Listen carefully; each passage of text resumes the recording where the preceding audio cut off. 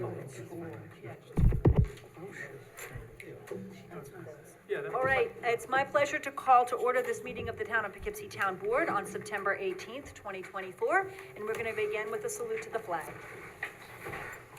I pledge allegiance to the flag of the United States of America and to the republic for which it stands, one nation, under God, indivisible, with liberty and justice for all. Okay, let's have a roll call. Hey, good afternoon. Bill Reuter, First Ward. Barbara Laird, Second Ward. Ann Berger, Third Ward. Michael Safone, Fourth Ward. Good evening, Ryan Sharp, Fifth Ward. Ann Shershon, Sixth Ward. Felicia Salvatore, Town Clerk. Jim Nelson, Attorney for the town. And good evening, Rebecca Edwards, Town Supervisor. Okay, the first thing I want to do is give a couple of announcements. The Arlington Street Fair is happening this Saturday, and I know that there will be at least 4 different tables there from the town. The town police department will be there. The Parks and Recreation folks have a table. There will be a table from the Climate Smart Task Force and the Conservation Advisory Committee on the work they're doing, and also a town hall table. And I know a lot of us who are elected officials will be there and would love to talk to people, so please let folks know that in addition to a lot of good food and a lot of other things, there will be information about town services and initiatives.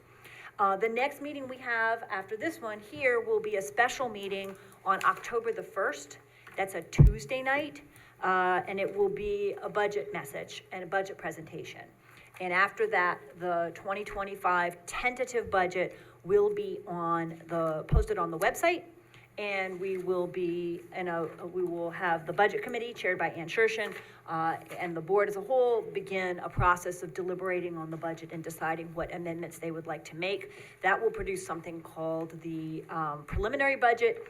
There will be a public hearing. And then by November 20th, we'll vote for the final budget. So between October 1st and mid-November, we will be focused on the budget. All right, the first thing that happens tonight is that we begin with a public hearing.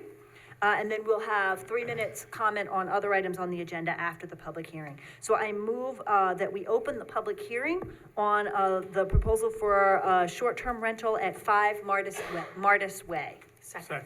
All those in favor? Aye. Any opposed?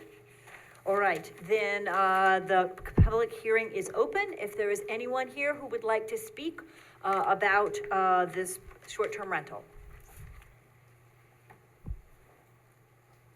Going once? Going twice? Okay, I move that we close the public hearing. Second. All those in favor? Aye. Any opposed? All right, then Mr. Reuter, would you like to start Sure. with that one? Whereas Town Board received a special use permit application from Royal Strawberry Hill Farm for an unhosted short-term rental at 5 Martis Way in the town of Poughkeepsie, and the Town Board held a duly noticed public hearing tonight, September 18th, at the town of Poughkeepsie Town Hall, during which all who wish to speak were heard. Whereas the zoning administrator has reviewed the application and confirms that it meets requirements for unhosted short-term rental, principal commercial use. The town board has considered the special use permit standards specified in 210.152.1M of the town code, and finds that the unhosted short-term rental use in an existing house is compatible with its location and will not cause significant negative impacts. And the town board has considered the criteria for allowing special use permits specified in 210.152.1 and finds as follows.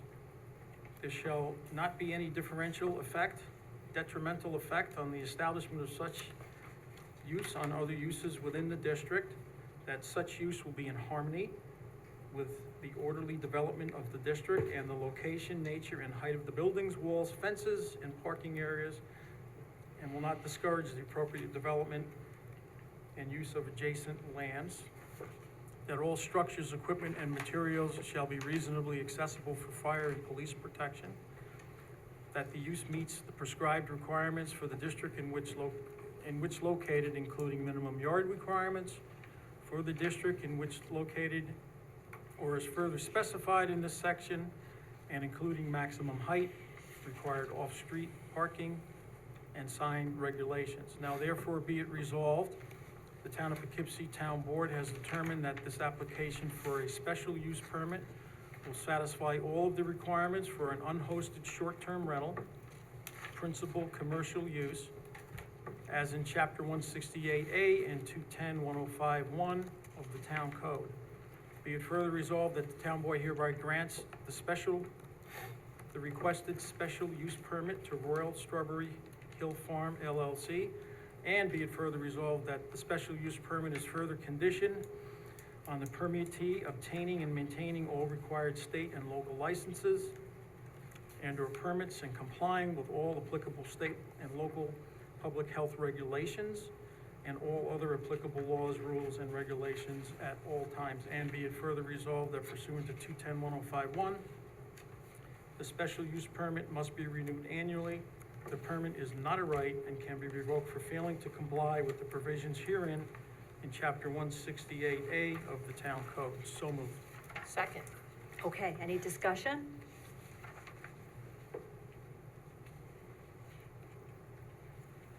Seeing no discussion, all those in favor? Aye. Any opposed? All right, the resolution carries 7-0. I just want to say at the end that we've had 2 unhosted STRs come in to apply now, and I think we've seen the ends of the spectrum. One neighborhood that was really, really unhappy about it, and another that is great.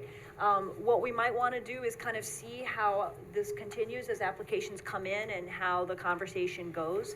At the same time, I know the zoning administrator has sent letters to everybody who we know is operating a short-term rental in town, and we want to pay attention to those that have not come in and applied yet. They got a letter saying you need to come in and you need to apply, and so I think we might want to spend some time on the zoning on that. But very delighted that this has received support. Okay, I now move to suspend the rules to allow up to 3 minutes of comment from anyone who might want to speak on any item that's on our agenda tonight.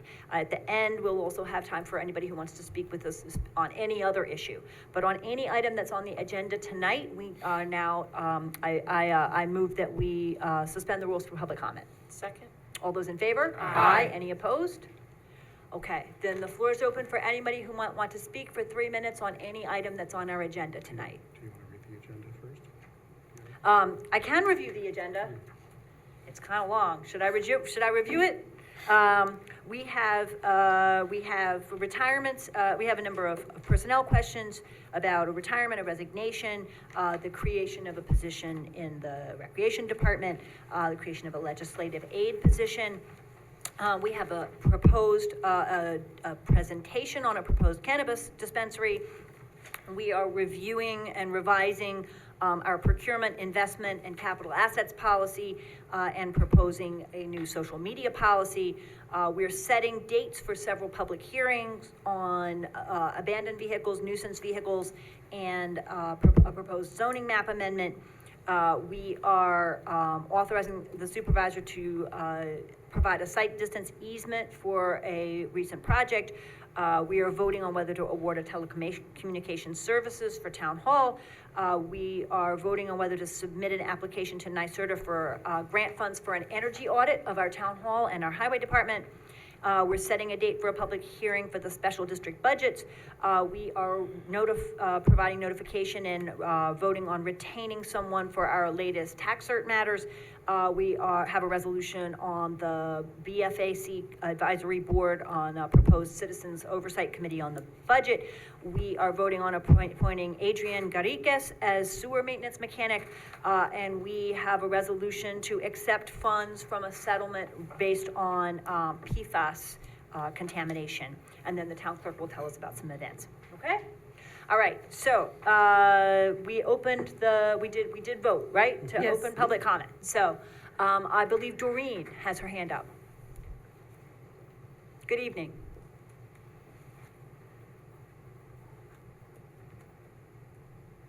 Doreen, you should be able to speak.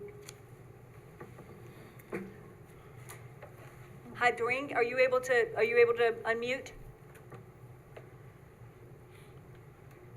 While she's seeking to unmute, let me see if we can see if there's anybody here in the room who wanted to speak on any item in the agenda today.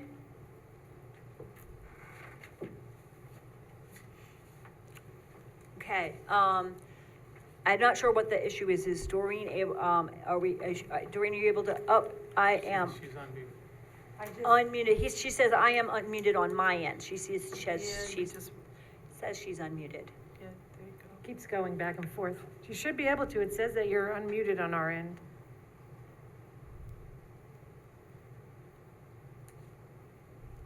Hmm. Let me ask Roger what the speakers Doreen, I'm sorry, I'm not sure what to do.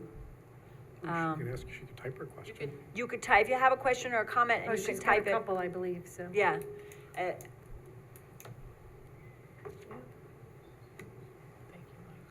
Okay. Thank you, Mike, if you can take a look and see.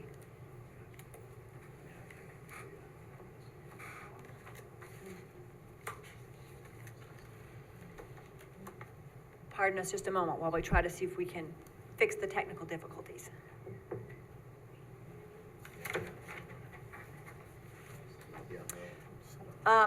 The question is whether PFAS is a result of contamination in the towns. I believe that the suit was, we signed onto the suit because we have a water department. Mr. Nelson may know more, and this has to do with, contamination of wells that the town used as a backup water supply. So the town, so those, which we are not currently using, they are offline because of PFAS contamination, and that's why we were part of the suit. And I believe there may be other companies out there that are also. She wants to know, is it the Is it, Frank? yes, it is, the It's Frank Brothers Brothers wells. wells, yes. Exactly. And those were being used as a potential backup water source for the town, and then PFAS contamination has blocked that from being possible. Okay. And did you have another question?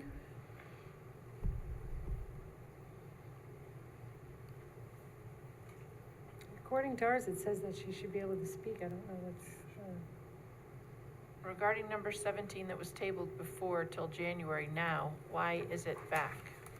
So, there is not a if a, there are two ways to look at this. The proposal has been revised, so I believe we'll treat it tonight as a new proposal, as if it was brand new. But a board member may put an issue on the table, and we don't have a number, we don't have a limit on whether that can be done. I mean, if a proposal is voted down, you can bring it back the next meeting. I'm not sure we shouldn't revisit that rule a little bit, but there's no, there's nothing in our town board rules that says that you can't bring a proposal back, even if it has been tabled. In this case, the proposal was revised. Is that a reasonable answer, Mr. Nelson? Yes, there's Next no question is bigger. substantially similar rule in Roberts or in the town code. So as I view it, and I think it was probably what you were saying, is this is a motion to untable it, reintroduce it, bring it ahead. Right. I think when you and I spoke, we agreed we would treat this as a new resolution because it has been revised, so.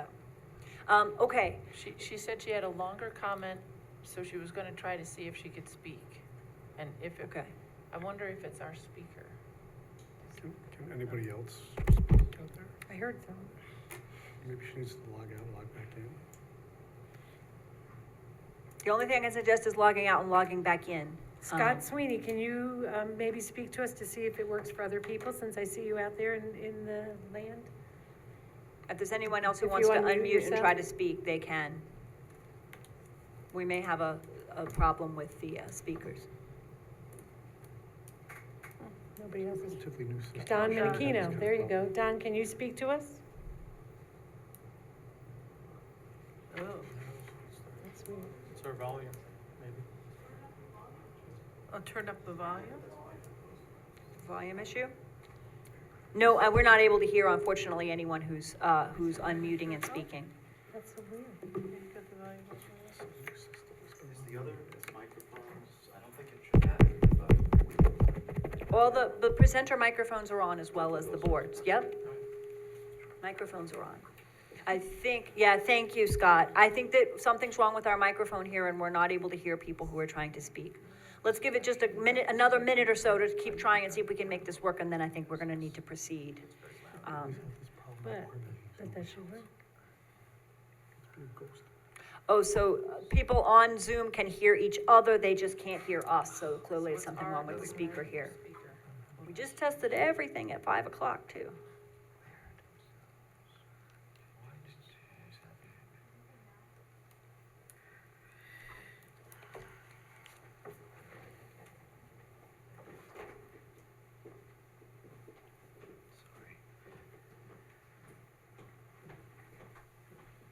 I don't know if maybe there's been maybe there's a volume button there. Yeah, it doesn't matter, that's just the speaker that, in the.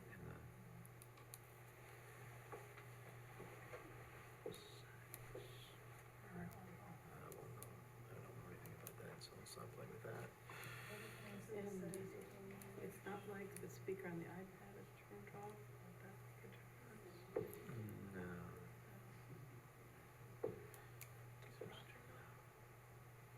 I'm at a loss, I really don't know.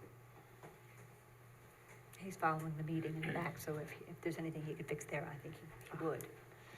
Did you I see my think- question about legislative aid position? No, I'm sorry, Doreen, we did not. If there's someone who's got the iPad who could read her question, we can respond. And then I think we should, I see what the sense of the board is, but I think we should move ahead.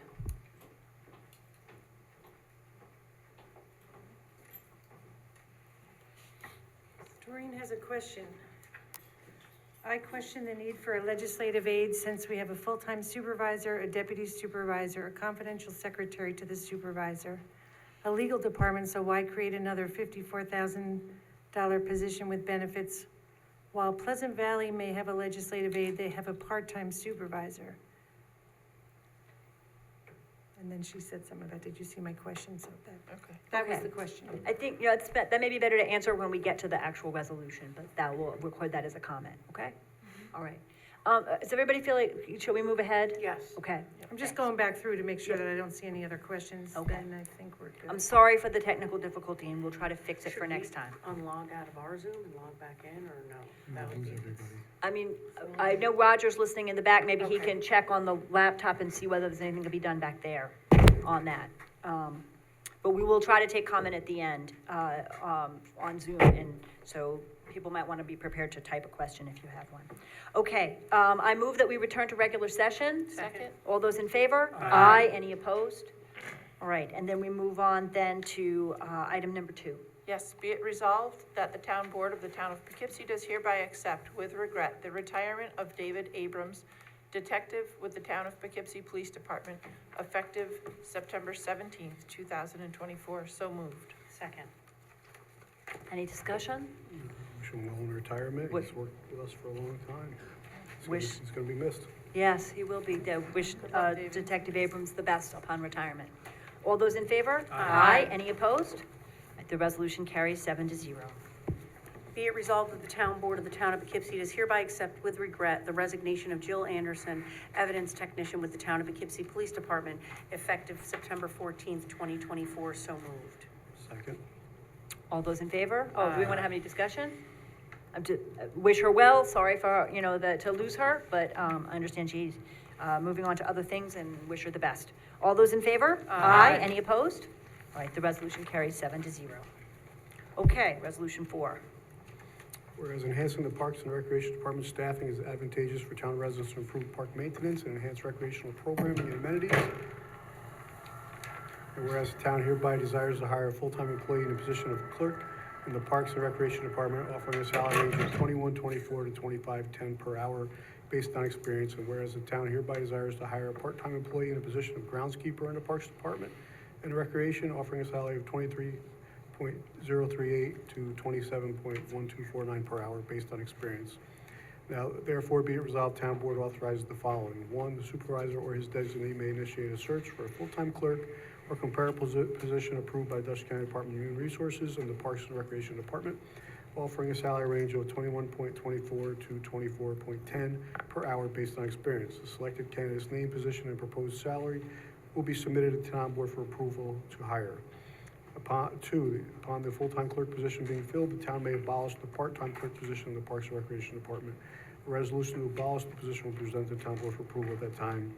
3, the supervisor or his designee may initiate a search for a part-time groundskeeper or comparable position, working up to 20 hours per week with a starting hourly salary in the range of $23.038 to $27.1249 per hour based on experience. The selected candidate's name, position, and proposed salary will be submitted to town board for approval. Be it further resolved that if necessary, any such positions not currently in existence will be created and approved by the Dutchess County Department of Human Resources pursuant to the rules for the classified civil service of Dutchess County, and any elimination of any position will be approved by the Dutchess County Department of Human Resources pursuant to the rules for the classified civil service of Dutchess County. And be it further resolved, the town supervisor or his designee are hereby authorized and directed to file any and all documents with the County of Dutchess Department of Human Resources to effectuate the terms of this resolution. So moved. Second. Okay, discussion? This is a little bit complicated. I just wanted to make it clear that we've achieved an efficiency in another place, and the idea is to move that full-time union position into the Parks Department. The Parks Director would like to make that full-time. There's currently a part-time administrator, and what he feels is most needed is full-time round-the-year administrative support for the array of different programs including preparation for summer camp in the wintertime, and he needs really full-time support, and that then the part-time position would bump to groundskeeper. So we're only adding one position to the department, but We're we're really adding a moving. groundskeeper. We're really adding we have a part-time position that's shifting from clerk to groundskeeper that's already in the department, and then we're adding the full-time position there. Does that make sense? It's a little complicated. Right, it's a full-time clerical position. The groundskeeper goes to part-time. Is 20 hours a week enough? That's the question. What can you really get done in 20 hours? Well, but it's better than much what we more than have. zero. Right. Well, and also it can be done on having more hours in the summer and fewer hours in the winter where there's less to do. It's listed as $20 an hour, but it's essentially designed to be like the current administrator or clerk's role, which is very few hours in the wintertime and full-time in the summer. And in addition, they're going to do Tuesday through Saturday during it's gonna be a Tuesday through Saturday position during the warm season when fields and games and things are going, which is gonna help a lot because it's gonna prevent a need for overtime from other employees on Saturdays where there's a heavy need for parks employees. So I think that they'll be able to figure out a way to make it useful. I agree with you. I'm not sure it's quite enough, but I don't want to give more than, the one position that we have in another place, we're trying to be frugal and put that one position here and then see, and we might want to revisit. We have a new parks director. We may, after a few months, want to sit down in late this year or early next year and have a larger conversation about, what resources they have in the parks department, and what programs they want to implement. I would want to have Nate Smith, the parks director, here to talk more about that as he develops his plans. So just to clarify, right now we have a seasonal part-time groundskeeper. Right, So we're looking for a full-time part-timer, year-round part-timer. Yes. That's good. right, we actually hire seasonal labor, Right. and we're creating this new part-time groundskeeper position, which follows essentially the same hours as the current clerk. But the clerk is going to become a full-time position. Right. And the other person is the receptionist there, It's the clerk or part-time. administrator, yep, and that position will become full-time. Yeah, Nate wants it to be a civil service full-time. It's already civil service, and I believe it's already a union position, Oh, it but it is? will go from being part-time to I full-time. see, yeah, okay. I would just like to say, after meeting with the Town of Poughkeepsie Soccer Club, Rebecca, myself, Nate Smith, and Mike Simon went to see the Town of Poughkeepsie Soccer Club. We met with them, and we also met with the softball club, and I think the baseball club, briefly. So after meeting with these recreation organizations, they are in dire need of more people to take care of these fields. The fields get holes in them, they get sinkholes, they need to be repaired.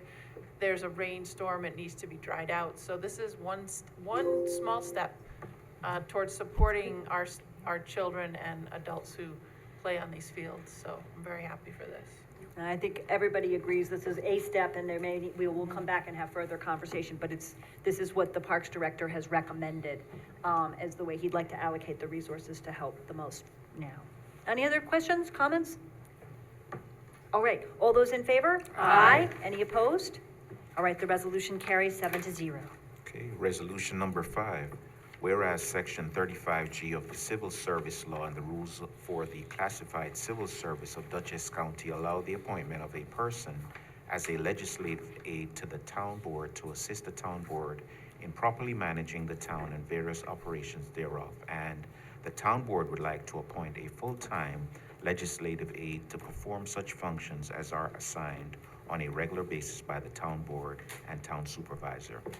The town board hereby creates and/or has created the position of full-time legislative aide to the town board in the unclassified civil service pursuant to Section 35G of the Civil Service Law, who shall perform duties as set forth in the attached job description. It's at the back, a copy of which shall be incorporated by reference within the minutes of this meeting.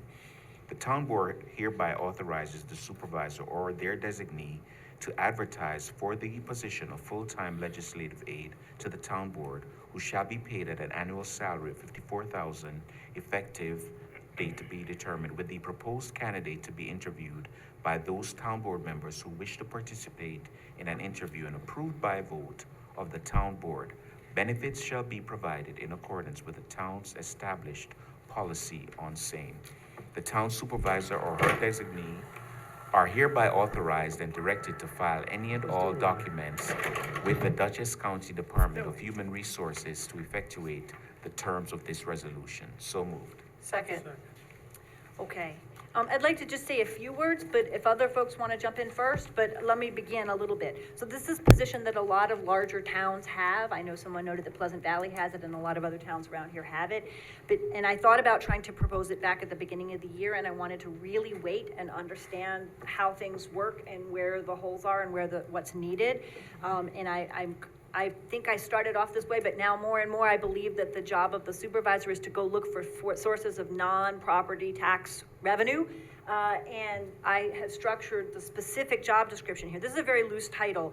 Emma and I looked at a lot of places, and what we find is that legislative aid can be a mix of research, communications, public relations, administrative task, and management, and a range of other things. But I think the main place I would like this person to help would be with grants management and grants prospecting. And that works a little differently than I thought a year ago, which is that it's less about sort of doing research in a library to find sources of grants, and it's much more about maintaining relationships with state and federal officials. For just one example, Senator Gillibrand's office has a regular sort of grants update. It's about 150 pages long. It's full of federal grants, and it's a time-consuming process, but if you can identify the town's main needs and you can connect them to state or federal sources or to private sources or maintain those kinds of relationships, it can help. It's more than I can do, I will tell you that. It's a lot. I believe, I would not propose this if I didn't believe it would be a revenue-generating position, and I think that just a couple of potential grants we could go after we could bring in more money. This is also designed as really a help for department heads as well, because we go look for grants and get grants in water, wastewater, planning, parks.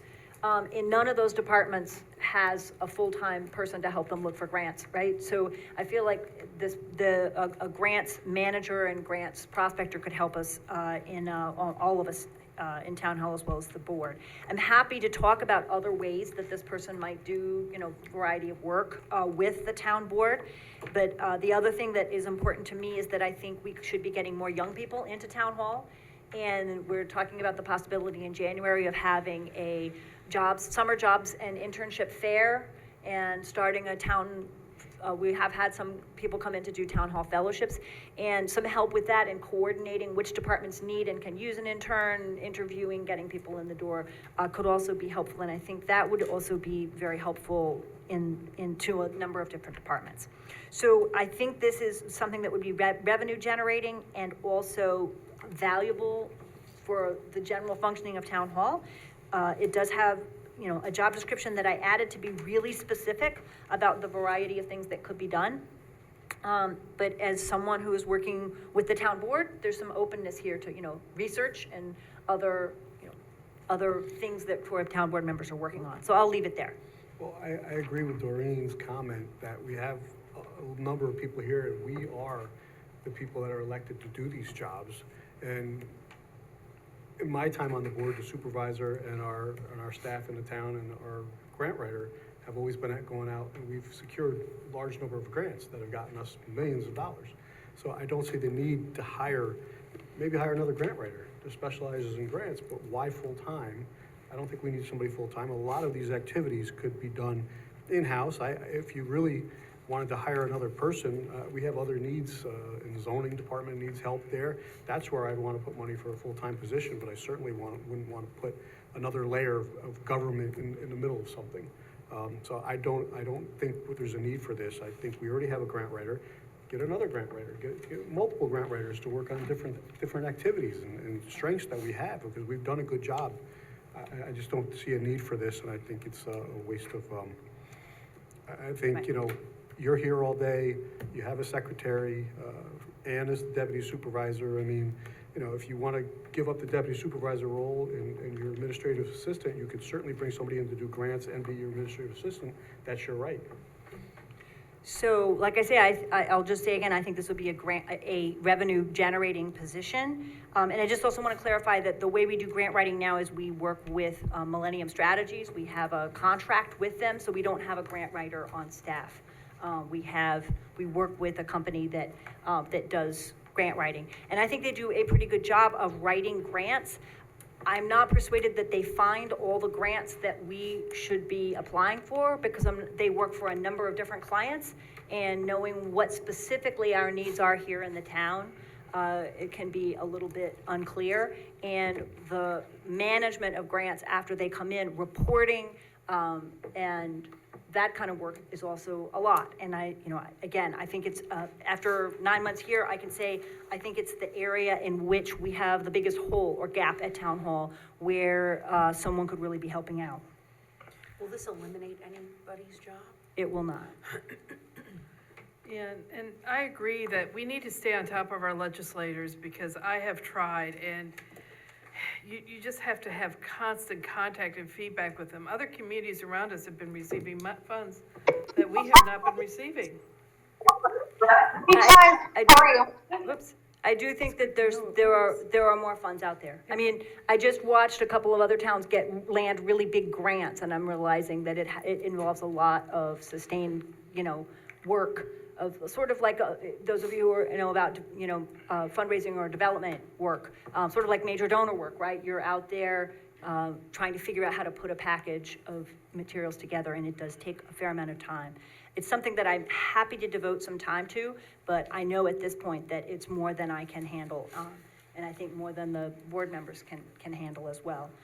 Like I said, there are some other things that this person could do as legislative aid to the board if there are other types of research or public outreach that board members are interested in getting help with. I know many of you have full-time jobs or other things that you've got on your plates as well as doing this. Well, I'm very happy that it is a revenue generating position for the town. I was, for a teeny tiny bit of time, a very busy 2 weeks. I was running around trying to help the Climate Smart Task Force complete what they needed to do to get into a grant with, I think it was EPA. And that grant was for millions and millions of dollars to use something that would be non-fossil fuels. So we looked at heat pumps. We were denied that grant, but I cannot say it was not for effort. We ran around and we took surveys of what we needed. We got a couple people to come in and help out. We had people from the building department help us. We accessed the furnaces. We need a new furnace in the senior center. So we tried to get all this done in record amount of time. And it's doable, but I felt like I got, dragged through the ringer. It was very, very busy, and it was constantly calling people. If we had known about that grant earlier, and if we had had somebody really ready to find out about that I see this position as a hub, like someone in the center, which all the departments could come to. And say this person was working with water, they might have found another grant that would actually be great for sewage, and they would know everyone in the department, so I think it would be a very good tool to reach out to everybody, and hopefully, that's, the point is Rebecca cannot do everything, we have 45,000 people in the town, so I think it would be really helpful for us and benefit the townspeople, because we're gonna save more money this way. If I could follow up on that, that was one of the experiences that persuaded me this was needed. Because you have a volunteer committee that's out there, and then you've got to have those folks meet with multiple department heads, and you've got board members trying to help out, and you have about, 50 different people involved in trying to, get the data we need and, coordinate and apply for the grant. So I do think that the CAC and the Climate Smart Task Force, this person could help a great deal with the people who are liaisons to those committees and to those committees. Because they're also finding a lot of grant money, but out there without, a volunteer committee can only do so much, and that would be a role that this person could play. For a salary of $50-something thousand a year, what are you looking at as far as their background and experience? I mean, I don't think you're gonna get somebody like you're looking for at that salary level. And why not try to hire another grant writer and keep them on, Staff. on a retainer? I think you're gonna have to pay more for a grant writer. I can go and check, the city of Poughkeepsie has found it's actually rather difficult to hire grant writers on staff. As far as I can tell from talking with other folks, most people wanna do it on a contract basis and have a number of different clients. It's hard to hire someone who's a town employee to do that. We could look into it. It would be a union position, and there is a specific civil service position of grant writer. My understanding from talking with other people is it's rather hard to get the people who are experienced grant writers out there to apply for and take those positions that are actually town employees. And I'm not sure it's the grant writing, it's the issue, the grant, writing the grant is about 5% of the process. It's the prospecting, identifying, gathering the background information, managing the grant after you get it, reporting on it, making sure you meet your reporting guidelines and things of that sort. Where would this person work? Who would they directly report to? What office would they have here? Would they be working 8 to 4 every day, Monday through Friday? I mean, there's a lot of, that disposition leaves a lot to be addressed. Well, I think, my assumption is that they would report to the supervisor's office and they would work with Joyce and me. There would be space either in what's gonna become the new Human Resources Office where Emma is gonna be, or nearby. And I think that, there would likely work 8 to 4, but there's some room if, Ann was asking whether this is someone who would attend board meetings and be available for research to board members and therefore might want to come and join board meetings. I don't know. I'm open to I'm open to suggestions about that.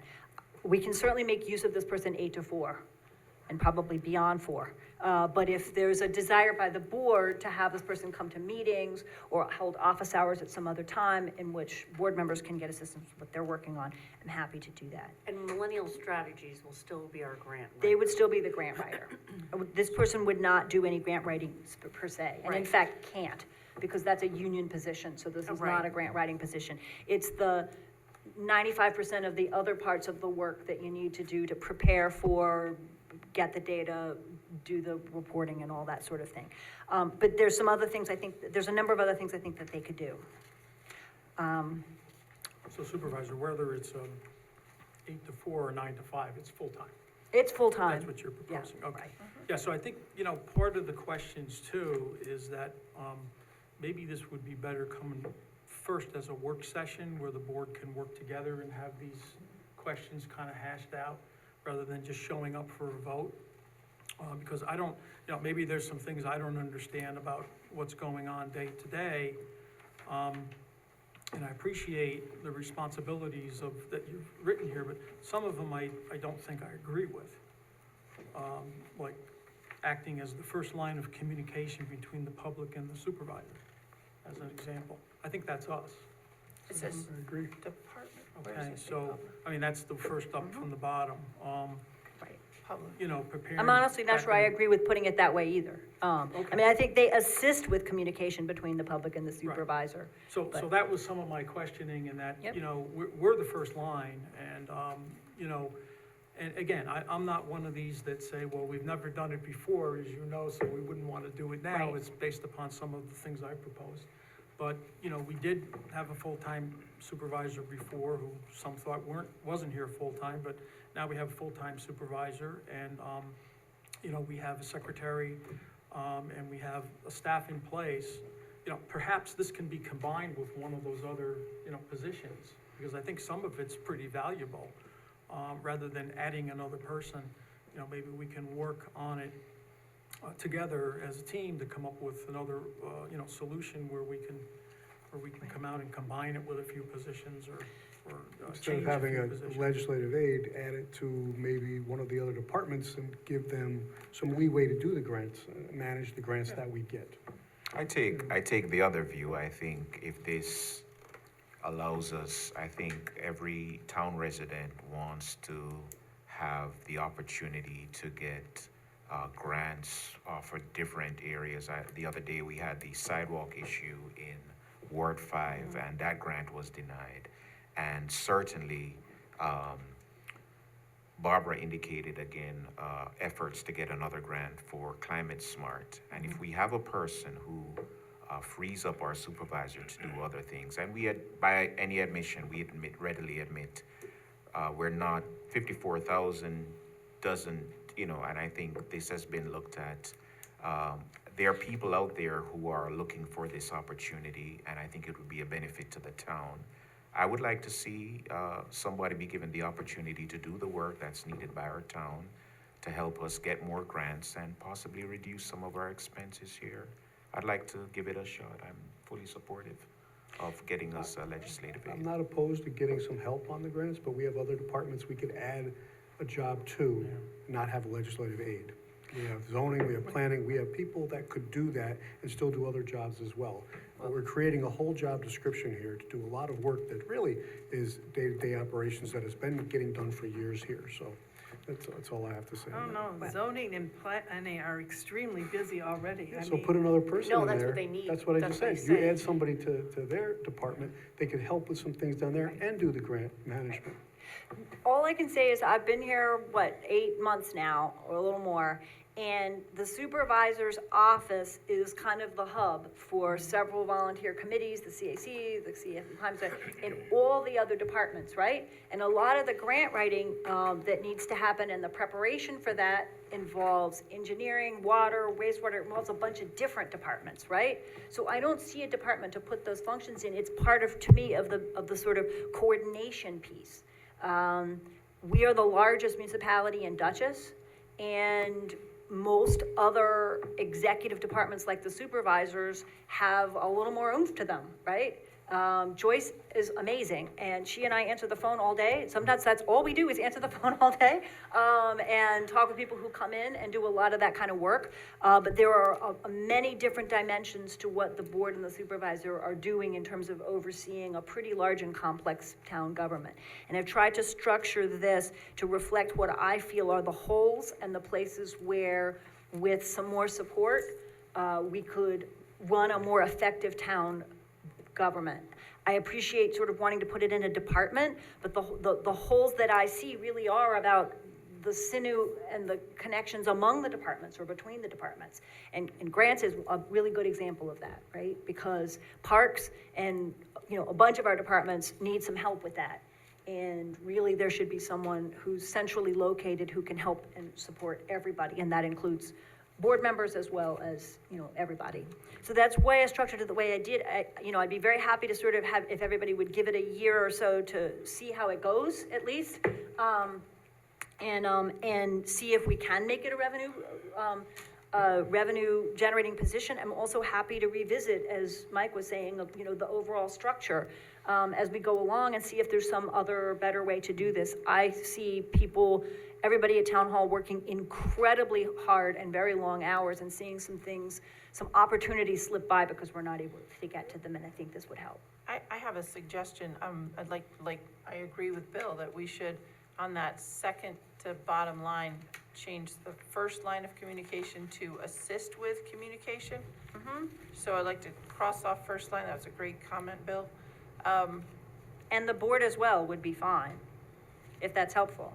Sure. Assist with communication between the public and the supervisor and the board. I think that's pretty far down on the list, because I do think, as Bill says, we do a lot of our own Right. direct communication with Right. the public, but. And I also. Sometimes with my glasses, I often don't notice it, but this time. Yeah, good job. But I also feel like you mentioned Senator Gillibrand sends out a whole slew of grants. There's also a Hudson Valley Resource Center, or is Hudson Valley, it's part of the Climate Smart Task Force, and Hudson Valley Regional Council. And I get this huge pile of grants, and I go, ooh, is that one got a loan involved, or is it just straight money? Is that straight money? Is that straight? I want money. We want more money. But I don't have time to do that. And, you know, I came back from the AOT meeting with all these awesome ideas, and I quickly learned that not all are grants with just grant money.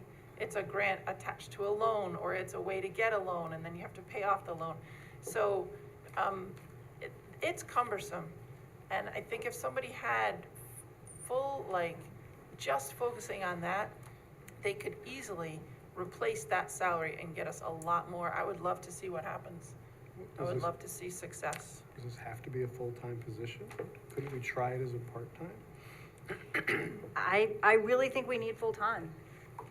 I'd like to try it that way for a year and see what happens, and I'm open to reconsidering a year from now and saying, where are we and how has this worked?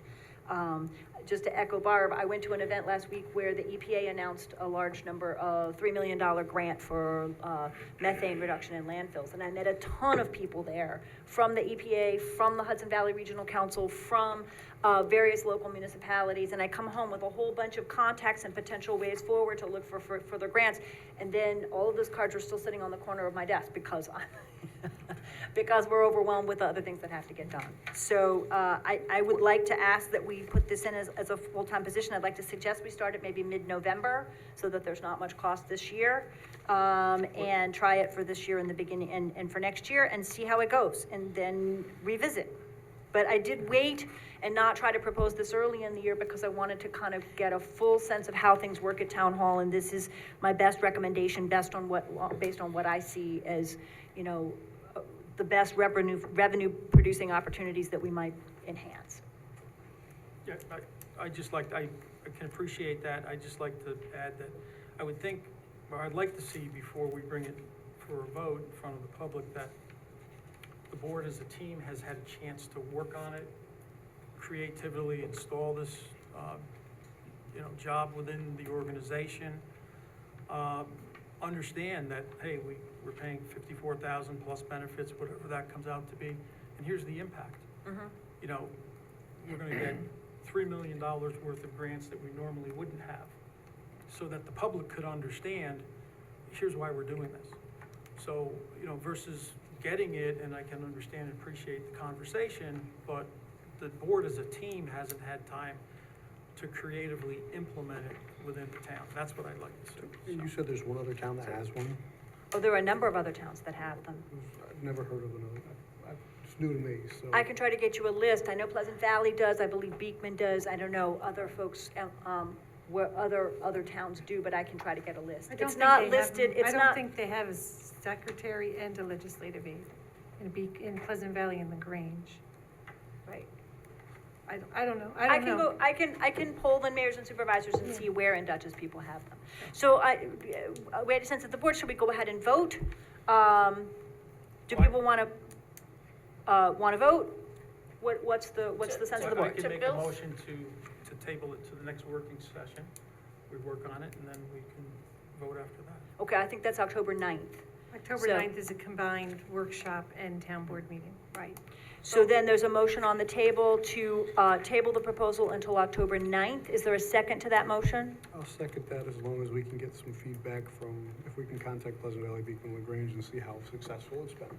Okay. I'll say that I think that the legislative aid position is very open and used in very different ways in different places. So we're probably gonna get apples and oranges and bananas and all kinds of different, people use it in different ways. But that's helpful information, We could then right? structure it the way we want it. Yep. So in the working, just a procedural question, on October 9th, if we were to work on this, do we actually get to talk about it? Because you can't talk about things if you have more than 2 or 3 board members, so we would do it on October 9th? Well, And we could end the craft it in we could front- end the I'm gonna vote against the motion to table till October 9th. I would like to move forward with it and try it for a year. But if the motion passes, then we could certainly set up a place where people could suggest differences, suggest workshopping it between now and Well, October 9th. From now and to then, we could certainly do some investigation work on our own and share it with everybody on the board. And make up our own minds at that point, and October 9th, you could then vote on it. That, if that's what the will of the board is, Yeah, but Barb, I like Barb's question there. Well, I never- Can't we talk about it at the Yeah. at the work session? Because it's a, Oh, you can certainly talk about it at any public session, work session or voting session. The issue that was raised is if there's going to be a discussion about proposed legislation among more than a quorum of the board. And what many boards will do is make sure that they don't have a quorum participating in any one discussion group. so there's several ways we could structure that. We could have a couple of people on a committee to talk about this position and revise it. We could also, circulate the job description and have people make revisions if they choose to do so. Or suggestions, right? So that we workshop the job description itself. Yeah, I think it's valuable that we sort of see, hey, here are the, if it's grants that we're gonna propose that this person does, here are the ones that are on the table, here's how much dollar value it is. And then it could be a no-brainer once we go to sell it to the public. Right. But we don't know that now, so. The I other think it's thing gonna be is- hard to make it a specific list of grants, but we could Yeah. talk more about the specific Just how much they work brought that's in the needed. current Yep, calendar Yeah, year. yep, sorry, Ann. Well, it's okay. And the way this is written, with the duties, there isn't much about grants here, which, maybe the role of the legislative aid. And I did, reach out to somebody in Pleasant Valley and, just to get it was very minimal conversation, so, but they do a lot of administrative work. And, they're set up to work for the town board, and the supervisor, but they end up doing a lot more work for the supervisor, which is, neither here nor there. But, the idea too, maybe at the work, or when we discuss it, is to find out where there's gaps now as a board member, each of us kind of work in our own silos. And we do a lot of stuff, individually that a lot of us aren't aware of, some of us are working on things and, what gaps maybe we could, or tasks we could add to this list as the board member and say, I need help with this, or Right. a lot of times I get bogged down with this part of the board member job, and we could add it to the list per se. Right. So I'm not opposed to waiting until the 9th and kind of brainstorming, if that's the direction we're gonna go. so I have one more quick question. It's Yeah. kind of a Jim Nelson question. If we were to pass this tonight, can we still workshop the job description? Because this is, can we change the job description if we say yes to the position? You could adopt the position, you could then meet compliant with the open meetings law, and this is going to have to come back, according to that paragraph on the bottom of the first page, for the actual retention of the person. So, I don't have it scripted in my head how it would actually read, but you could, at that time, change the job description and hire somebody. The only thing is you want to be careful is that you don't come up with a completely different job description, Right. that doesn't match the ad or what's on the website. But Right. you could do it. Well, I do think we want to be clear about the job description before we interview.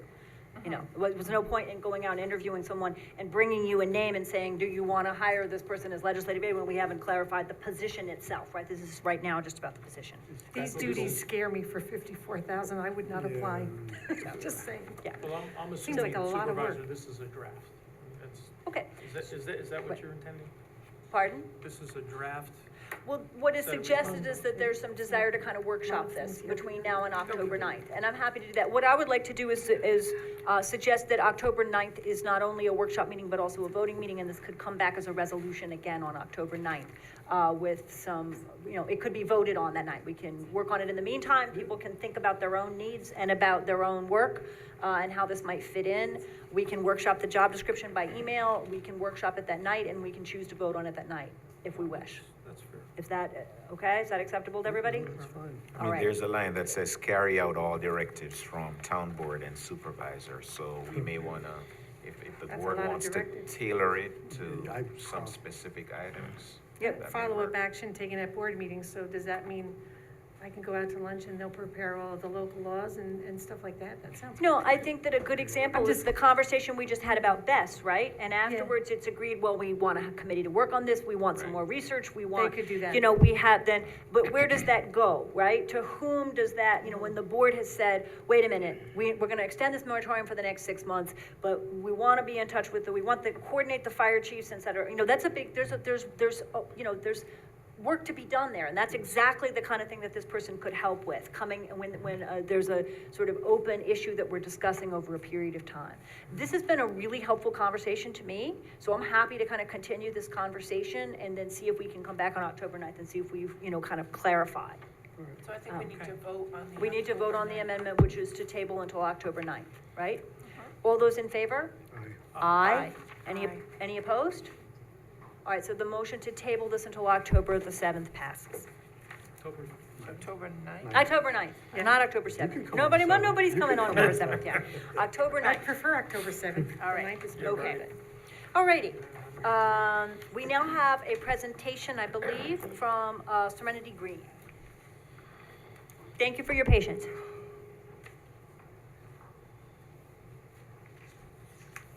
I think, talk with Director Welch, this is a presentation of about 10 minutes or so, right? And opportunity for board members to ask questions if you'd like. We had to mute a few people a little bit ago because there was noise. I was just wondering. Hoping maybe people can speak later.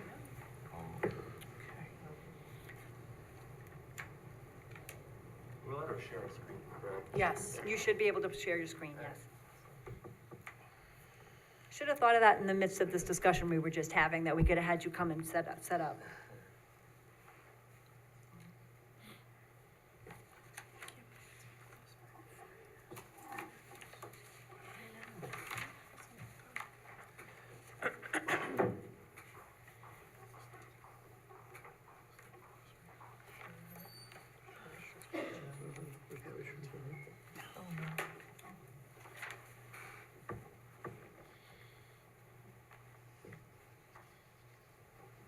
There we go.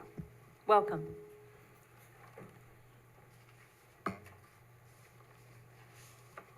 Everyone can see it? Yes. Okay, perfect.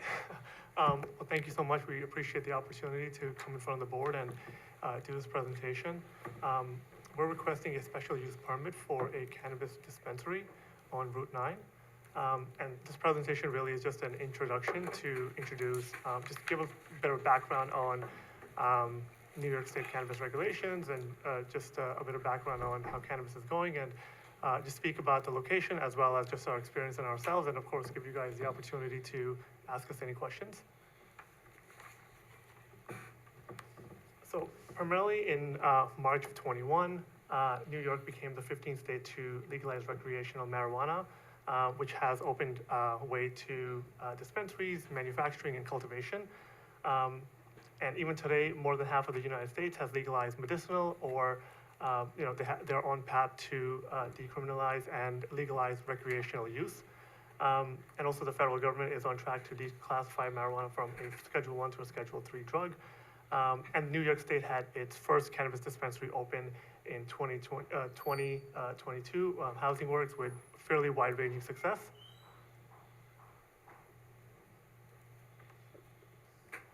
And just wanted to give a few projections on, I guess this is just the US retail sales estimates. Just the trend is really up and to the right for combined medical and recreational sales, hitting over $55 billion in 2028. And just wanted to also give a bit of background into New York State cannabis retail sales. And this is really just projections until 24, April 24. And you can see that the trend is also up and to the right. So there is a lot of demand and consumer preferences for and pricing elasticity as more and more dispensaries open. And then just wanted to speak about regulations in general. I know there's a bit of confusion around cannabis, and there's a bit of just, I think, knowledge sharing. Cannabis regulations are stricter than alcohol regulations. In order to even enter a retail dispensary, people have to be over 21 years or older. Whereas, you enter a restaurant, a bar, or a liquor store, and really there's nothing preventing you from entering the store itself. Whereas in cannabis, you can't even enter the store itself without showing valid ID. And every single product is tracked from cultivation to manufacturing to distribution to the retail dispensary store. And dispensaries are also required to have vaults, so it's separating the product from the customers. So really only when you purchase the product, whether you go to a kiosk or you go to the salesperson or cashier, or they're called bud tenders, only then, once you purchase the product, you will receive your product at the end. And there's also a lot of surveillance. There's 24-hour camera surveillance. There's a lot of safety measures and softwares to track all the product that leaves the store. And finally, New York State is trying to stop the black market and is raiding smoke shops that are promoting or in the business of illicit sales. You don't know what's in the product, and they're really pushing everyone to go to safe, regulated stores where they know the consistency, they know what the product they're purchasing. And I think the analogy that I typically make is it's like the 1930s. Prohibition has ended, the 21st Amendment has passed. And really, this is the evolution to what states can regulate, and also just making sure that there's consistency in the product. It's safe to purchase. If you go to a liquor store, if you buy Johnny Walker Black, or you go to any store in New York State, or you go to any store in the U.S., you know exactly what product you're getting. You know what you're getting alcohol by volume, and you know exactly that it's going to be a consistent and standard product across the board, and that's exactly what's happening with cannabis. So moving on to West South Road, the location we're proposing is located on a business highway district, and the location is zoned for cannabis use. A couple of factors of why we are choosing it is because it's heavily trafficked with over 60,000 cars passing by this location on a daily basis. It's saturated with national credit tenants, such as Taco Bell, Texas Roadhouse, and multiple dealerships, making this a strong demographic for delivery services. So 2245 South Road is the location we are proposing. Gives us the opportunity to redevelop this location since it has been shut down for the last 5 years. Our biggest goal is to turn this space into a productive use for the town and a new business that we're proposing, giving us the opportunity to revitalize the property and to better use for the community. So attached is a screenshot on the left is the screenshot on the left is our license that we were issued by the state. Our entity name is listed as well as the operating address that we are proposing. And on the right, it's the proximity protection map that we that everybody is visible to the public to show that we are fully licensed by the state and we have proximity protection, showing that we have passed all regulations and rules through the state to meet their expectations on what needs to happen. And just a little bit about our experiences. This is our team. Jasmine Carr, she works in financial services and private equity as a fund accountant and has a deep understanding and knowledge in accounting. I myself, Jaspreet Singh, work in IT and cybersecurity, as well as have experience in hospitality businesses. And I have a portfolio of my own real estate businesses in residential and commercial units. And Sukhmeet Singh to my left works in corporate finance, has a wide experience in capital expenditure outlays, budgeting, planning, and forecasting. He also manages retail businesses such as liquor stores and gas stations, and also has his real estate profile down south in New York for mixed use and residential properties. And just a little bit about our professional services team. JNL Architecture is our architect that we are using, experienced well in obviously architecture, but is very knowledgeable in the town, and as well as the designs and renderings that he's providing us with. We are using Temecca Group for our build out, and they are very experienced throughout the U.S. of building dispensaries and other businesses as well. Our legal advisor is Jeffrey Hoffman out in Manhattan. He is very knowledgeable in cannabis and has helped us and guided us along the way to where we are today. And Renata Serban will be our tax advisor for our dispensary. And I guess just one thing, I just wanted to stress that, we fully licensed for this location, and the property has been vacant for, I think over 5 years. It's, you drive down the road, it's essentially just an eyesore. We do want to make productive use of it, obviously from a business perspective, but also from a town perspective. Having a vacant property is somewhat dangerous. Break-ins can happen. But in addition to that, you really, you want to maximize revenue, you want to maximize taxes. You also want to make sure that it's optionality for the town and the community as well, where they can go and frequent businesses. No one wants to drive by a vacant lot every single day. And so, we do have a 2-year license issued by the state, and similar to a liquor license, it will stay. And then, as long as you're compliant and you're meeting regulations and there are no violations, it gets renewed every 2 years. So I think with that, obviously, we would love to, work with the town and partner with you guys, and also just move forward to, site planning and the planning board, and obviously have your blessing to continue, and would love to have, work on this partnership. So if you guys have any questions, would love to answer anything. If you could send me that presentation, I know Jason knows my email or where to, Yep. he could help you out with that, if you could send me that. Just to make it clear, I believe this property still has the sign Umberto's on it, and it's next to Southgate Road, right? So we're all clear on which property we're talking about. That is correct, yes. Yep. It is the, You're taking the whole building, car wash and everything? that is correct.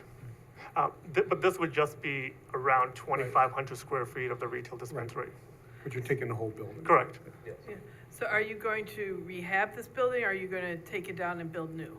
This would be a redevelopment, so we would be, the structure, the building structure will remain, but we would be working on the exterior and the interior. So the structure itself, so we would not be demoing or just, Okay. raising it. And you're going to be the only tenant in the building? We would be one tenant, the other ones would be just for tenant use in the future. Since I think the building size is around 10,500 square feet, we would only be occupying around 2,500 square feet. So the remainder, around 8,000 square feet, would be for other tenants. We would probably. Mike, for our code, doesn't it have to be a single building use? I thought we A talked about it. standalone. Because the one that was just here was. Taft Avenue is not. Yeah, a Taft standalone. Avenue is not.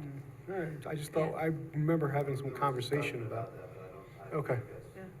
Yeah, I guess because it used to be a car wash and an inverter, Yeah. so I Yes. assume that. Yeah, and then there was a key place in there too. And a key place, Yeah. yeah. I just remember Is- something about a Okay. standalone. Is there going to be, well, it depends what the other uses are, whether there's adequate parking or not. So is there going to be enough parking there?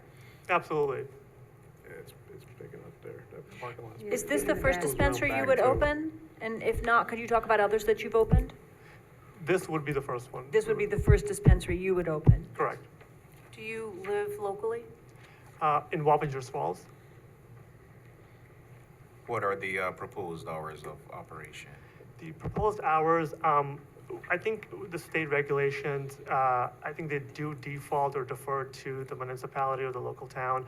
I think they do want you to be under 80 hours. So, we were thinking around 10 a.m. to 8 p.m. We don't want this to go on until, 10 p.m. until 9. I think 8 p.m. is probably our cutoff. Are you looking at other locations? This would be the location. So this is, so our license is, Right, that's how it works. For It's this tied to location, this address. exactly. Okay. Yeah, just to clarify, you're intending on purchasing this facility, right? Yes. correct, we are in contract. Okay, and with the space that you're gonna occupy, or propose to occupy for the store, what's the volume that you're anticipating? How many clients per week or per day? Or do you have that information? It does vary. It's it's tricky because it really depends on the location. I mean, Manhattan has foot traffic. If it's only one dispensary or like one retail location, for example, like one or two in Long Island and near Nassau County or Suffolk County, then the volume can be greater. Obviously, more dispensaries, there will be more competition. So I mean, we have some projections, but I think they're just simply forecasts. So it's hard to really pin down a number. But I guess it's harder to give like a concrete number. We But had just, that, if you refresh my memory, that Umberto's, that had its own standalone parking, yes. right? Okay, so we need to, it's up to the planning to Yeah, our, make a determination on that. previous applicant that came before us said most of their business was gonna be done online. People would just come in for a few seconds, they'd be out in Right. 3 minutes. Everything would be done, cash transactions wouldn't be done, it would be done electronically. Credit card come in, show their ID, pick up their stuff. You guys are gonna have people come in and actually do it like that, or come in and actually shop and look around? Yeah, Or we a little bit of definitely. both? Yeah, I think a bit of both, and I think a lot of the dispensaries that we've toured around, just around the state, you can do a bit of both. You can obviously purchase online. You can come in, you can purchase. You're in and out, almost like like a McDonald's app or like Chipotle app. You just order ahead, or like Domino's, you go pick up your order and you leave right away. And you can also go in. You go to a kiosk. You can place your order. And then one of the bud tenders will go in the back and they'll bring your order. So it should be fairly seamless. And our goal is to make sure that there isn't like a large queuing, so we can alleviate any type of parking concerns. Do you have a sense of what percentage of your business would be purchased online in advance and what percent would be walk-in? We're assuming like probably like 50-50 at this point. Okay, thank you. And you mentioned delivery too. Yes, so every retail dispensary has the option of delivery as well. You don't have to do it, but I think you have it's an optionalities for the retail dispensary. I was just shocked when you said bud tender. It took me a while to, what did you say? Oh, I was Yeah, wondering it's that still myself. not- not a bartender. I got it. Yeah, it's That's kind a of a play on key. words. Yeah.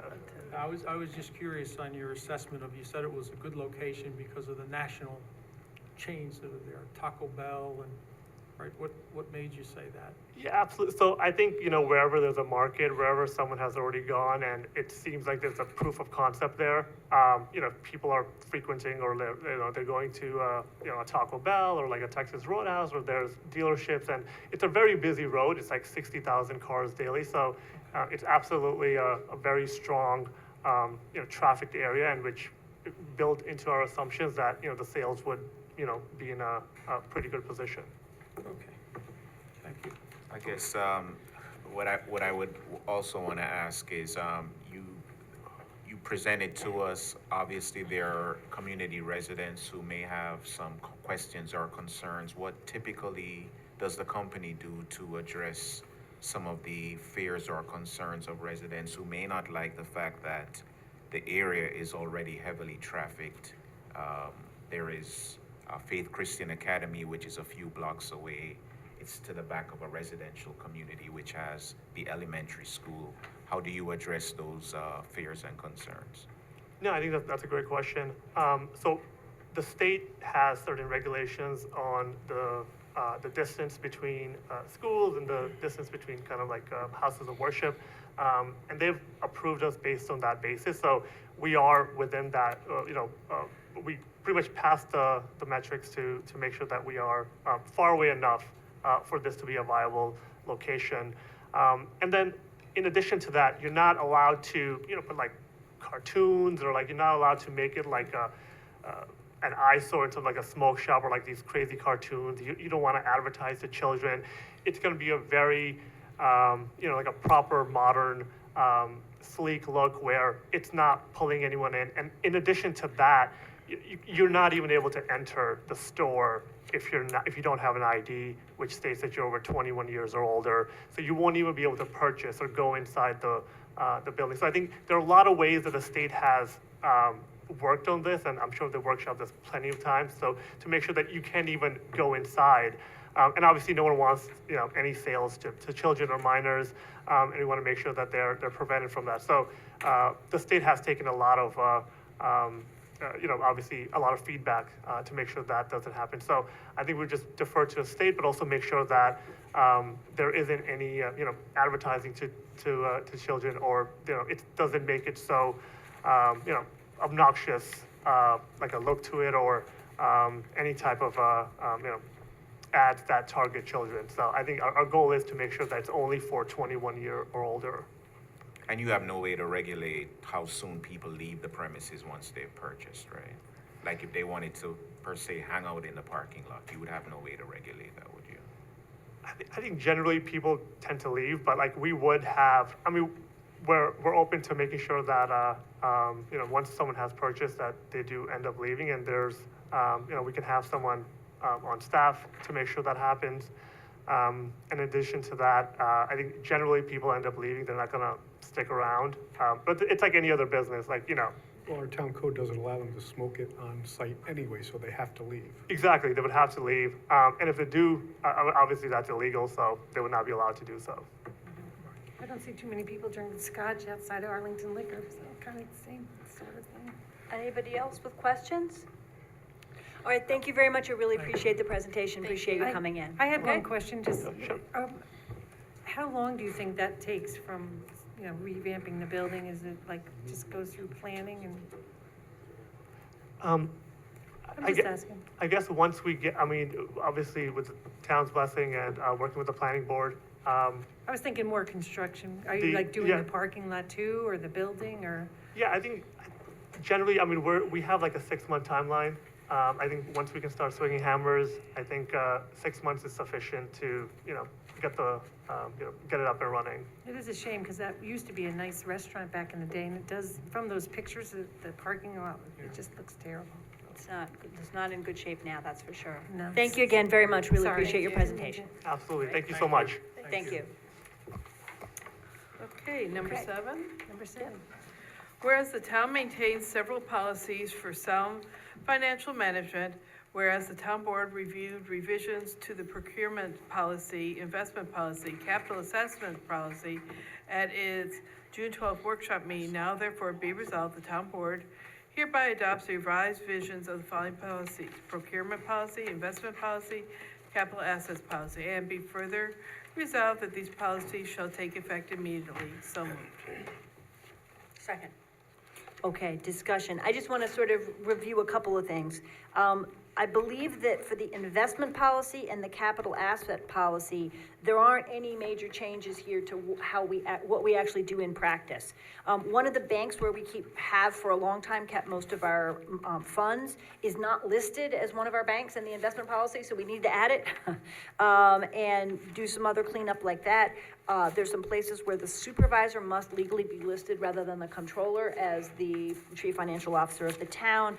But there's no anticipated change here to how we handle our investments, just cleaning up the policy. The same with the capital assets policy, which had a great deal of repetition and was pretty complicated. The goal was to kind of streamline that, to create machinery and equipment as one category rather than having lots and lots of different categories for various kinds of office of furniture and things like that. Some of the cap thresholds on page 4 were raised. Again, I think a lot of this is about inflation and the amounts that, amounts have changed. But there's not major changes, in my view, to the investment or the capital assets policy. For the procurement policy, one of the goals is to adopt a green procurement policy, which is part of the climate smart actions that we can take for grant funds, and which enables us to begin thinking about how we have the option to do green procurement. So you saw that language. And the other is to bring professional contracts into line with other kinds of purchases. So I think the most important language in the changes to the procurement policy is on page 4 in section C. And you'll see that there's been some changes on to that. Basically, we're treating service contracts and purchases the same, and that town board approval is required for all procurements for purchase or service contracts of $20,000 or more. and for public works contract for $35,000 or more. And all purchase or service contracts that are not represented in the current adopted budget and require interdepartmental transfer of funds, right? So if in plain language, if we in the budget for 2025, authorize the water department to do a $10,000 contract, they don't need to come back to us for approval. They only need our approval for purchase or service contracts of $20,000 or more, $35,000 if it's a public works contract. If anybody's gonna do anything that's not already been adopted in the budget, then they must come and get town board approval. But it gives a little more leeway, and consistency in when a department can go ahead and do a procurement that's already been authorized in the budget. That is the proposal here. I would like to propose an amendment. One of the department chairs came to me today. Actually, we had a conversation about this some weeks back and reminded me that we had this conversation, and I was too, wait, I'm in the wrong spot. It's part 6. Where am I? It's on page 6. And this is called, it's page 6 of the procurement policy. It's additional purchase order requirements. Anytime a department head needs to purchase or contract something that costs more than $1,000, they have to have a PO, a purchase order, signed by both the department head and either the comptroller or the supervisor. And the request is to please change $1,000 to $2,000, so that department heads have a little more leeway to do things without having to jump through the hoops of coming to me or to the comptroller and get things approved. So I would like to move that we amend the procurement policy on page 6, so that in part 6, so that purchases and contracts for more than $2,000 shall require a purchase order. I consulted with the comptroller today, and she also feels that, a lot of stuff has gotten more expensive, and now if it's instead of $800, it's $1,100. It's just a lot of time on the department heads. The less POs I have to do in munis, the better. So that's my proposal. Is there a second to that proposed amendment? Second. Okay. Is there any discussion of the amendment? Everybody good to vote on the amendment? All those in favor? Aye. Any opposed? Okay, so the amendment carries 7-0. So now we're back to discussing to the policies as a whole. And thank you for that. And I thank you on behalf of several happy department heads who are gonna be super excited about that. Thank you for explaining that. Part C on page 4 of the town board authorization, you had said it said $35,000 or more. I really think that's just a typo. Because when you crossed off of any amount on the 4th line, I think it should say, and all public works contracts for $35,000 or more. You're right, it should say or more. That is a friendly amendment. It should say or more. Because Just a not all typo. public works contracts are gonna be $35,000. Exactly. There should be an or more in that part C, and I'll make sure we get that added. So just a clarification on that, Supervisor. So you're saying that if it's in the budget, I think that's what this is wording, right? It's saying, if it's in the budget, then it does not come for board approval, regardless of the amount? Or are you saying that it still comes for board approval if it's over these clip levels? It still comes to board approvals if it's above 20,000 for either a professional Whether service it's in the contract, budget or right? not. Whether it's in the budget or not, I got exactly. you. But if it's Okay. in the budget already and it's under those thresholds, then it doesn't require a town board vote. I think that'll ease up our process. Mike, it might make the meeting slightly shorter, No. tiny bit. I And it might understand. also, I think it would help the department heads a lot, because then if we've authorized something in their budget, they can go ahead I remember with more Tommy things. came back a couple times last Right. year, that he had to get approval, lost out on a couple projects, but would have saved some money if he had the authorization. I think that's exactly it. We could, the department heads can move faster in those situations. And that's the goal here. Yeah, and that was a big inhibitor, because I guess I misread that, because I was reading it in reverse, so opposite. So, but just, can I make a few Of course. comments about it? Sure. So I understand some of this was in the previous policy, and we didn't really have another workshop in detail on it. But, I've never really been a fan of aggregate determination, which is on page 1. I don't like that concept. meaning that, you know, if it's $100,000, but, you know, only 20,000 is gonna be spent this year, and then we're gonna do that, so that's in there. I don't really agree with that, but, the other thing is on page 2, under methods of procurement. Another thing that was in there that we might consider looking at is verbal estimates, number 2. I don't think in any means that the town of Poughkeepsie should be obtaining verbal estimates. As we indicated on the chart on page 3, you know, up to $5,000. I'm not sure we really, I don't think we take out Want to verbal, do get that. written quotes. So, Um, Bill, on that point, I would have completely agreed with you 8 months ago. And now I've watched department heads deal with the current situation where you're struggling to get 3 quotes, Right. and everybody says, sorry, I'm so busy, I don't even wanna bid on that. And there's only 3 companies or 2 in the Hudson Valley, and they're calling to Syracuse, and it is a struggle to get bids, to get quotes sometimes. So I hear you, and yet I'm also torn, because I watch department heads who are really trying and make a good faith effort to get 3 reasonable quotes, written quotes, and it's hard right now. So But- we have sometimes taken a verbal quote. I and, get you. You know, so But I don't something- know, I want people to be able to get the jobs done when they Alright. need the materials, but I also understand your concern. I hear you, and, you know, maybe an email or something, because you've got insurance issues, you've got all these things, so that really, and then really on page 4, under item 4, we might wanna consider adding and board approval. Where are we? In page 4? Page 4, numeral 4. Oh, to the town controller, to the supervisor, and then Supervisor forward to the town and/or controller board approval. and board. Yeah, I think, I'm happy to make that a friendly amendment. I think the other 2 we probably would need to vote on. The other 2 suggestions you made, if you want to propose amendments to remove aggregate amount determination or remove verbal estimates. and just my other thoughts on that is that, you know, a standard format, like I see a lot of bids and RFPs come back, and they come back in different format. I think it might be helpful to the town to put things in a require the responses to be in a standard format, more of a standard format than what we're getting. Again, that describes an ideal world that would be fantastic, and now I'm struggling when, you know, they suddenly need to get an emergency job done, and they're, you know, they're struggling to get those quotes. Whether it's for software, whether, and again, I appreciate I appreciate the dilemma here very much. Yeah, sure. I don't wanna hamper them or create extra obstacles, but I also want us to do things right. We put everything in one resolution, so, but, the investment,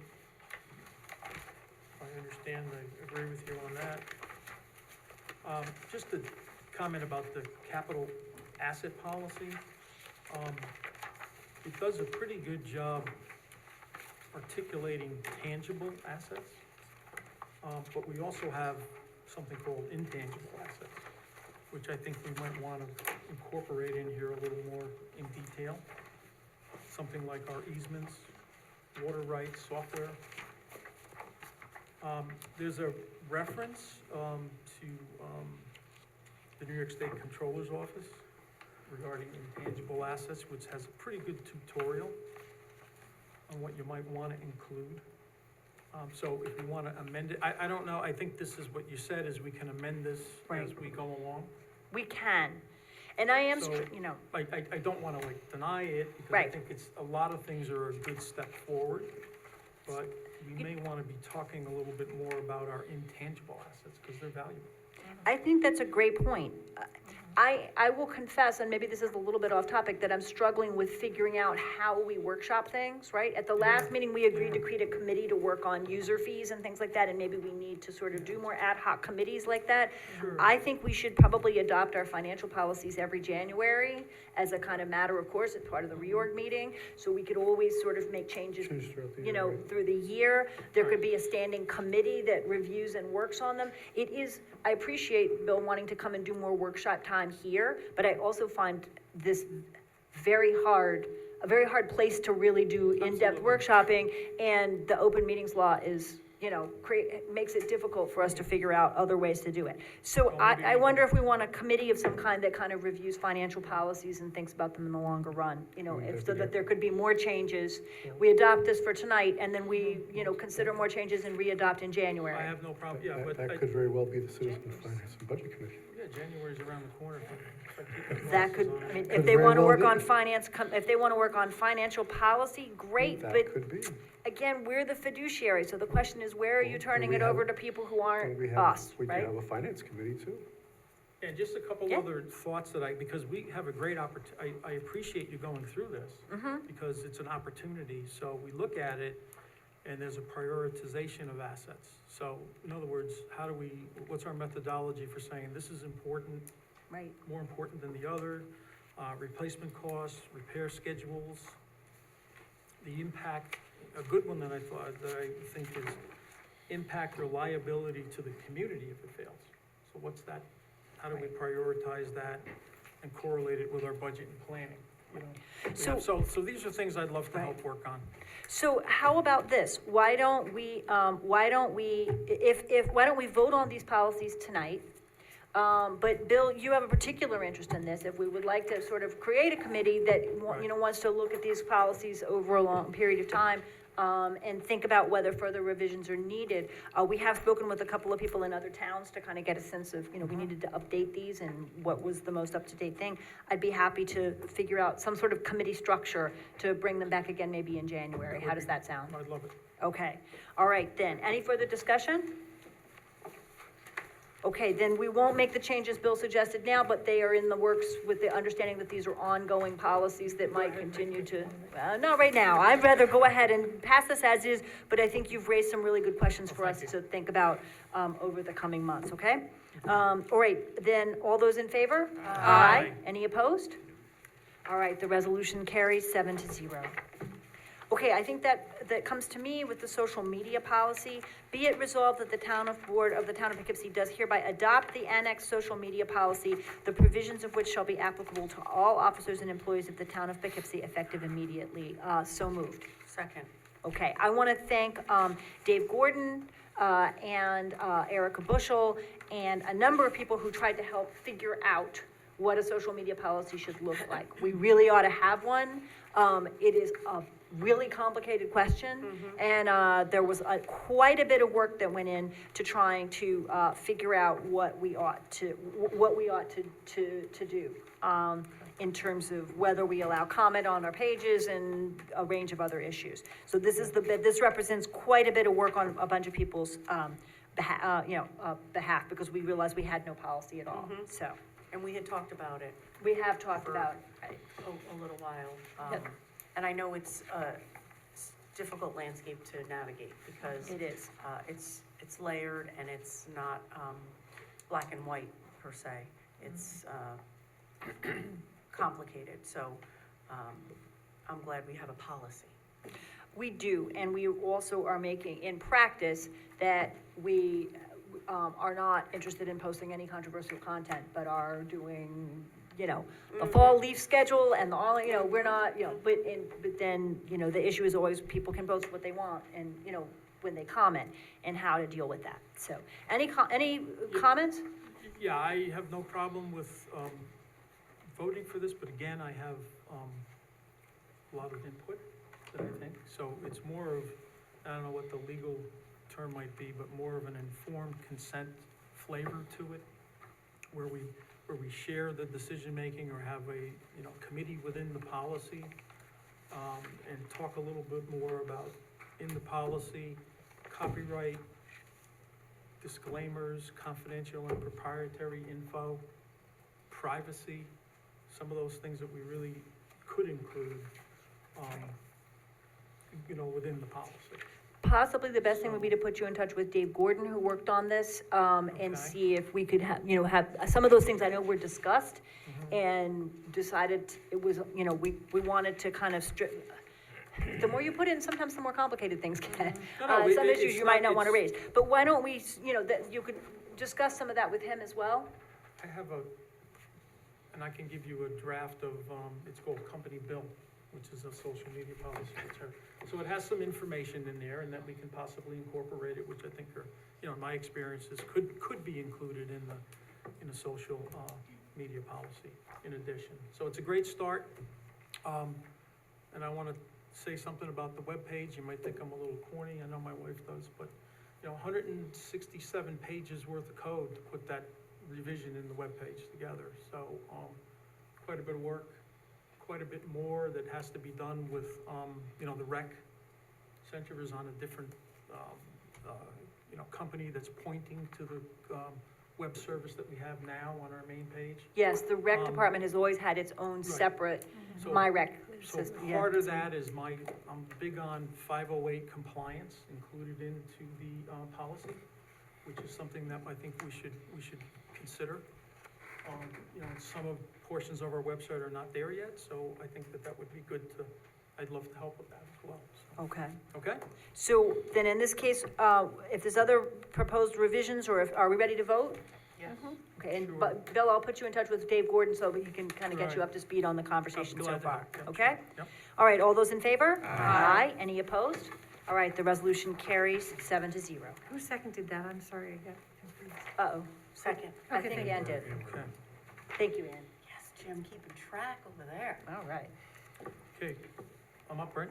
Be it Okay, yes. resolved- Be it resolved, Town Board of Town of Poughkeepsie does hereby set the 16th day of October, 2024, 7 PM at Town Hall of Poughkeepsie as the time, date, and place for a public hearing to consider amendments to Town Code Chapter 192 entitled Vehicles Abandoned. A copy of the proposed amendment is attached hereto, incorporated herein.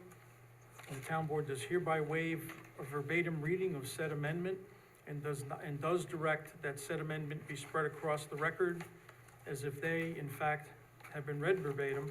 Be it further resolved that the Town Board of the Town of Poughkeepsie does determine that adopting this local law is part of the ongoing administration of the town, involving no major recording of priorities as a type 2 action, requiring no environmental review.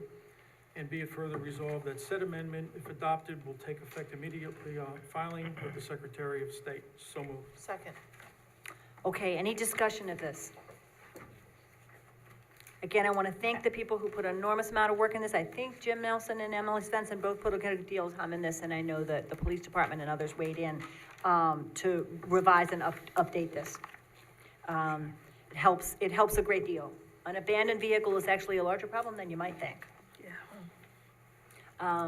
Any further conversation? All those in favor? Aye. Any opposed? All right, the resolution carries 7-0. Resolution number 10, be it resolved that the Town Board of Town of Poughkeepsie does hereby set the 16th day of October, 2024 at 7 PM in Town Hall as the time, date, and place for a public hearing to consider the adoption by local law of amendments to Town Code, Chapter 144, Article 2, entitled Nuisance Vehicles. And be it further resolved that the proposed amendments are attached hereto and incorporated herein as Exhibit A, with the additions underscored and deletions stricken. And the Town Board does hereby waive a verbatim reading of said amendments and does direct that they be spread across the record as if they in fact had been read verbatim.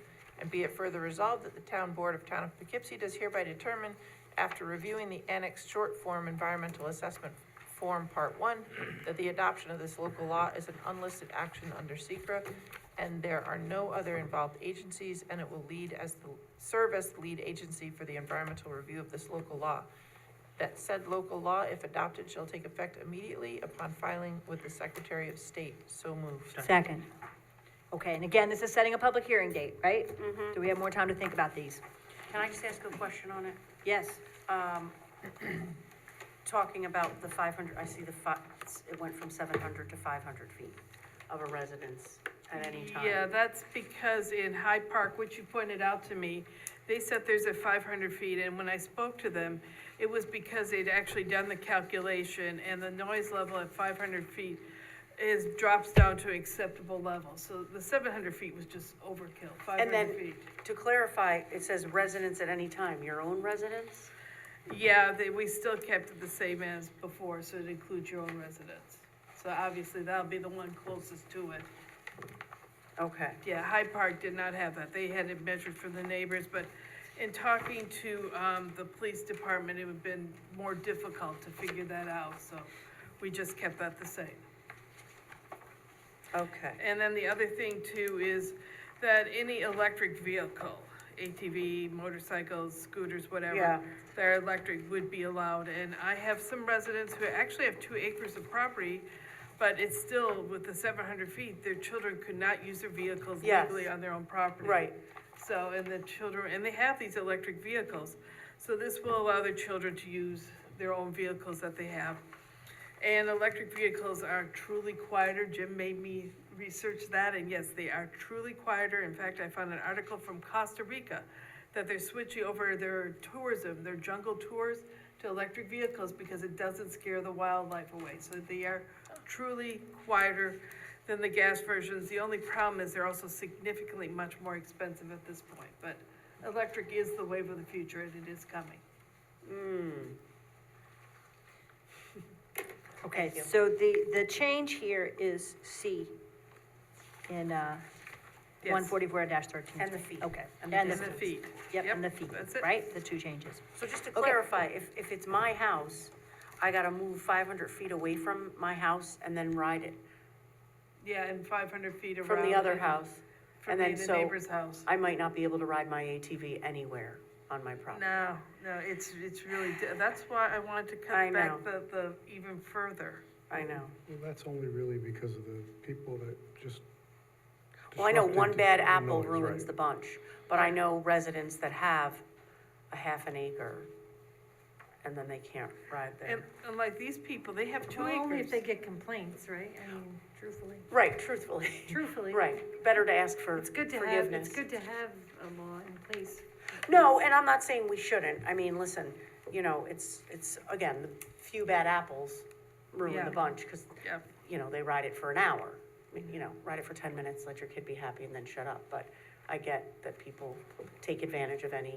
So I know the code is always in place, and this was not even on my radar until a couple residents called me and said, you know, you can't ride your quad on your own property because you have to be 500 feet from your own house. Yes, So like, that's like me, you know, walking outside and then counting 500 feet. But then if the other house, your neighbor's house is right there. So, Your point is, yes, should it say something like adjoining or other? And I think where you're going is if it's measured from the home owners, residents, and that they then would have to operate outside of that 500. yes, and then it might not operate at all, because if they get 500 feet, but then they gotta be 500 feet from the other guy's property, you know, maybe they're just riding it for, you know, they Right. can't ride it. I agree with Ann. It does make sense to limit this so that it doesn't disturb other people. But it doesn't make a whole lot of sense to say that you can't ride it within 500 feet of your own house, right? That, it seems like some kind of distinction there might make sense. Yeah, that's what I'm thinking. And again, this was brought to me And- a and year ago, that's- and I was like, yeah, that doesn't make any sense. and You have that's to, how like- the Hyde Park, code is worded. It has to be 500 feet from the adjoining properties. So my question is, can we then set a public hearing if we want to amend the language? Or should we withdraw this and change the language? Because we don't want to we can't set a public hearing On on, language on that's- language and then amend it. Well, we could, but, Yeah, the question is whether the change is Substantial. one which is substantial. And my reason for thinking that it is not is that this has been in place for years. I believe that it has always been interpreted by the police department as relating that you did not have to be more than 700 feet away from your own house. right. You're what? The house is changing now, but it was very easier for us to enforce it. Right. Right. So we wait, could so it clarify was- the, You do have to be 500 feet away from your own house? You do have to be 500 feet away from your own house? Well, 7? 500 feet of you from your neighbor should be sufficient. No? It depends on what you determine whether it's their house or the property line. The property line. Typically, it'd probably be the property line. I thought it said residence. I It thought says was residence. It says actual building, yeah. so there's a question here. It doesn't seem like the police department has ever enforced against anyone from riding too close to their own house. Yes, that's the Right. question. Is there a reason this came up now? Is that the case? Or, Yes. yes, a number of people have asked about it, I think. Residents have been It It asking. has been used because it's still on the property, to be able to keep the noise down from the other property. That Right. was complaining. That Right. was getting- It's about the distance to others' properties. Even And though- it is, but then it's easier to hold people accountable, especially when you ride on a scene and when they're riding. So you would say like, hey, you're not 700 feet from your own house, you can't I know ride it someone that there. rides their little dirt bike on their property, and they don't even, I think, have 500 feet of property. Right, that's what I mean, like, so So it their it neighbors does are close. present, So if I you don't- don't even have that much room. Listen, I know it's nitpicky in the sense that most people, Jim, what that is? it's gonna be a one-off, but if someone were to pick this apart, and two people have, and I've always kind of referred them to zoning, go talk to them. But the language isn't exactly clear, because I would read this 700 feet of a residence. So my residence, I gotta go out there, put some, measure out 500 feet, then get on my quad and ride around, and then make sure I'm still not 500 feet from the other person's house, kind of, is what I'm thinking, the way it reads. And that's the way it was intended. I mean, the original complaint was, I believe, down years ago, they came up with the 700 feet rules in Sutton Park. Jim might have a better recollection of it, No, I remember because that. the So- gentleman or the child was constantly riding the ATV, creating a dirt track in and around their house. So it made it easier for us to enforce, to put the cone around the person's property line. Again, I know the people that, Ms. Shershin, Councilwoman Shershin's dealing with, because their lot is narrow, it's hard for them to get to 700 feet from their house, and then they have a distraught neighbor that is very sensitive hearing. But we're in the middle of this, I guess, the bottom line is it's up to you guys, but as far as enforcement, and to make it easier for enforcement, and you gotta remember, you're a densely populated town. Even a half acre lot, you shouldn't be riding an ATV on. That's not what they were designed for. Especially now with the especially we're making the inclusion with the electric vehicles. The town's too big, there are densely parsed areas, and there's not, I don't know if you're gonna be able to change it, but the police department recommends that it stays as it's written and followed. It's gonna be less confusion for my officers, it'll be easier for us to enforce the sections if we have a neighbor dispute and we have to shut it down. Okay, So what we're That's helpful. talking about here is noise. Is that what Yes. it Comes comes down talking to about here noise is and noise? noise. yes. But the problem has been with the all-terrain vehicles, regardless if they're electric or not. So in other words, what I've seen is Never heard of electric if they're ones. not licensed, they need to stay on their property, but they go on the street. That's a whole other And issue. that's a whole nother issue. So here, if you have a gas-powered, you're saying we're gonna eliminate or reduce it to 500 feet, but if you're not licensed, you still have to stay on your property. Yes. Same thing, right? But if it's electric, now you can ride all over your property and there's no Correct. feet required. Electrics don't, it doesn't make any noise. I understand. But the problem comes in with this in general is that they don't stay on the property. Well, that's Well, another, They that's drive another- over everywhere. that's a But whole other issue. that's actually state law too, so you're not Right. allowed to ride these on Right. roads, so there's There laws are- covering there that. I believe you left in, there is exemptions too for them to, where they can be, and if they're using it Right. for maintenance or grading of their property. So it's- So if somebody uses their ATV to maintain their lawn, then we can't go. It's the habitual riding is what this ordinance targets. Right. So what I- I'll kind of get there, but, so in other words, we're not restricting the size of the property. So if it's 2 acres, it's the same as a 50 by 100. You're Yes. trying to put everything in the same bag. Yes. And that's the problem. So maybe we should say, hey, you have to have a yard a certain size How about you just have to electric? accommodate, an ATV, because they do the same thing whether they're electric or not. They move and they tip and they do all these things, right? So, Yeah, but that's overreaching. We can't tell people not to buy these But things. they could drive a lawn tractor just as fast to make it just enough noise, Yeah, so. and why don't we lawn just leave it- services are noisier Yeah, than why don't we this just too. leave So- it alone and let So- the officers just deal with the current code they have, tell the people that are complaining, you So, know. so we'll given, enforce it for the noise, but if somebody wants to buy an electric one, let them have it. And that's what we're doing, is we're allowing them to have a Leave the electric light. size alone. So, By Get- doing they're doing now is they'll make it a little bit easier, so now they only have to be 500 feet from their house Right. instead of 700 feet, which was even more difficult. And I guess, and I asked Ann I apologize, Councilwoman Sturgeon to research, I looked up to see, and it seems like across the state, the 500 distance is the average, is most common. 700 was not found. I don't know where that came from when it was originally written. so I would suggest, given this conversation, that we not try to amend the language, but simply put this on for the public hearing. Yes. Fine. Unless there's anybody who wants to amend, but I think we should go ahead and just set the public hearing. And then we decide, whether we want to make these changes or not, right? But I appreciate the police perspective on this. I don't know yet whether this is something I support or not. I think I want to know more between now and October 16th. So that might be something, board members who would like to know more and would like to talk to Chief Cavalieri or to, get more information can do so between now and October 16th. It's very divided. Those that have the ATVs want the ability to ride on their own property, I understand it. Yeah. But again, And I appreciate your point about this being a dense town and a populated town, right? So we'll see who And comes. also, I'd like to say with my situation, since Chief brought it up, the people complaining are not the adjoining, and not even neighbors on the road, it's somebody else who's on another road on a hillside above them. And whenever they turn something on, he's been calling the police, so.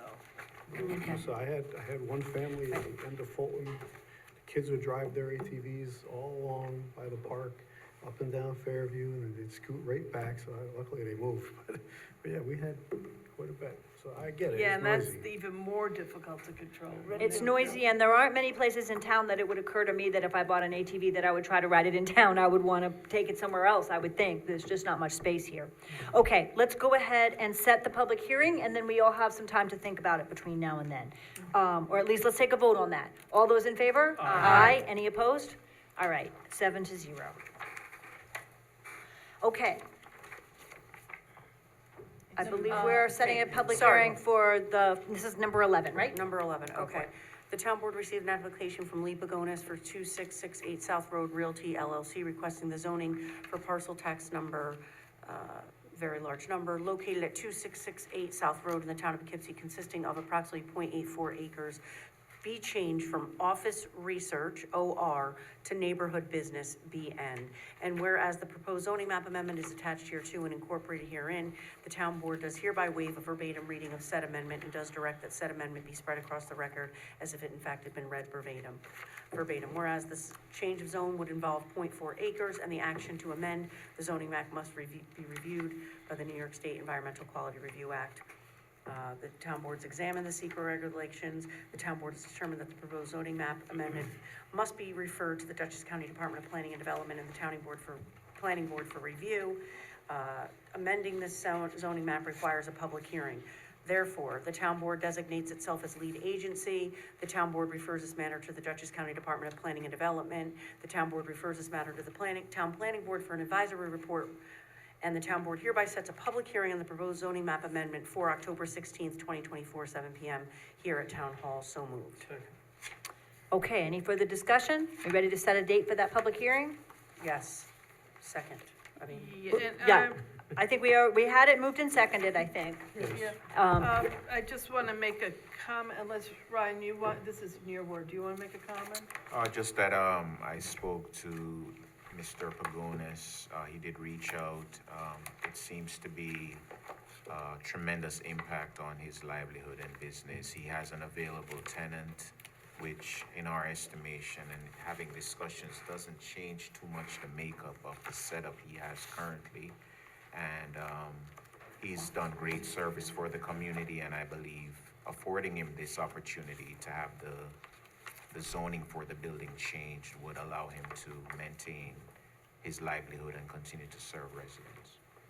Yeah, and I just want to comment that this is not spot zoning. The neighborhood business is on the lot immediately next to him where Trustco Bank is. So all we're doing is stretching it to include his property so he can have a wider range. He lost the dentist on the ground floor of his building, so this will allow him a wider range of tenants that he can allow to rent. Okay. Everybody in favor of setting the public hearing date? So, yes. All those in favor? Aye. Any opposed? All right, public hearing is set, 7-0. Okay, resolution 12. I believe this is Mike. Be it resolved, Town Board, Town of Poughkeepsie does hereby authorize the supervisor to sign a site distance clearing easement and maintenance agreement and any supporting recording documents in regard to the Westerly House project located at 45 Springside Avenue in the Town of Poughkeepsie and substantially the form attached.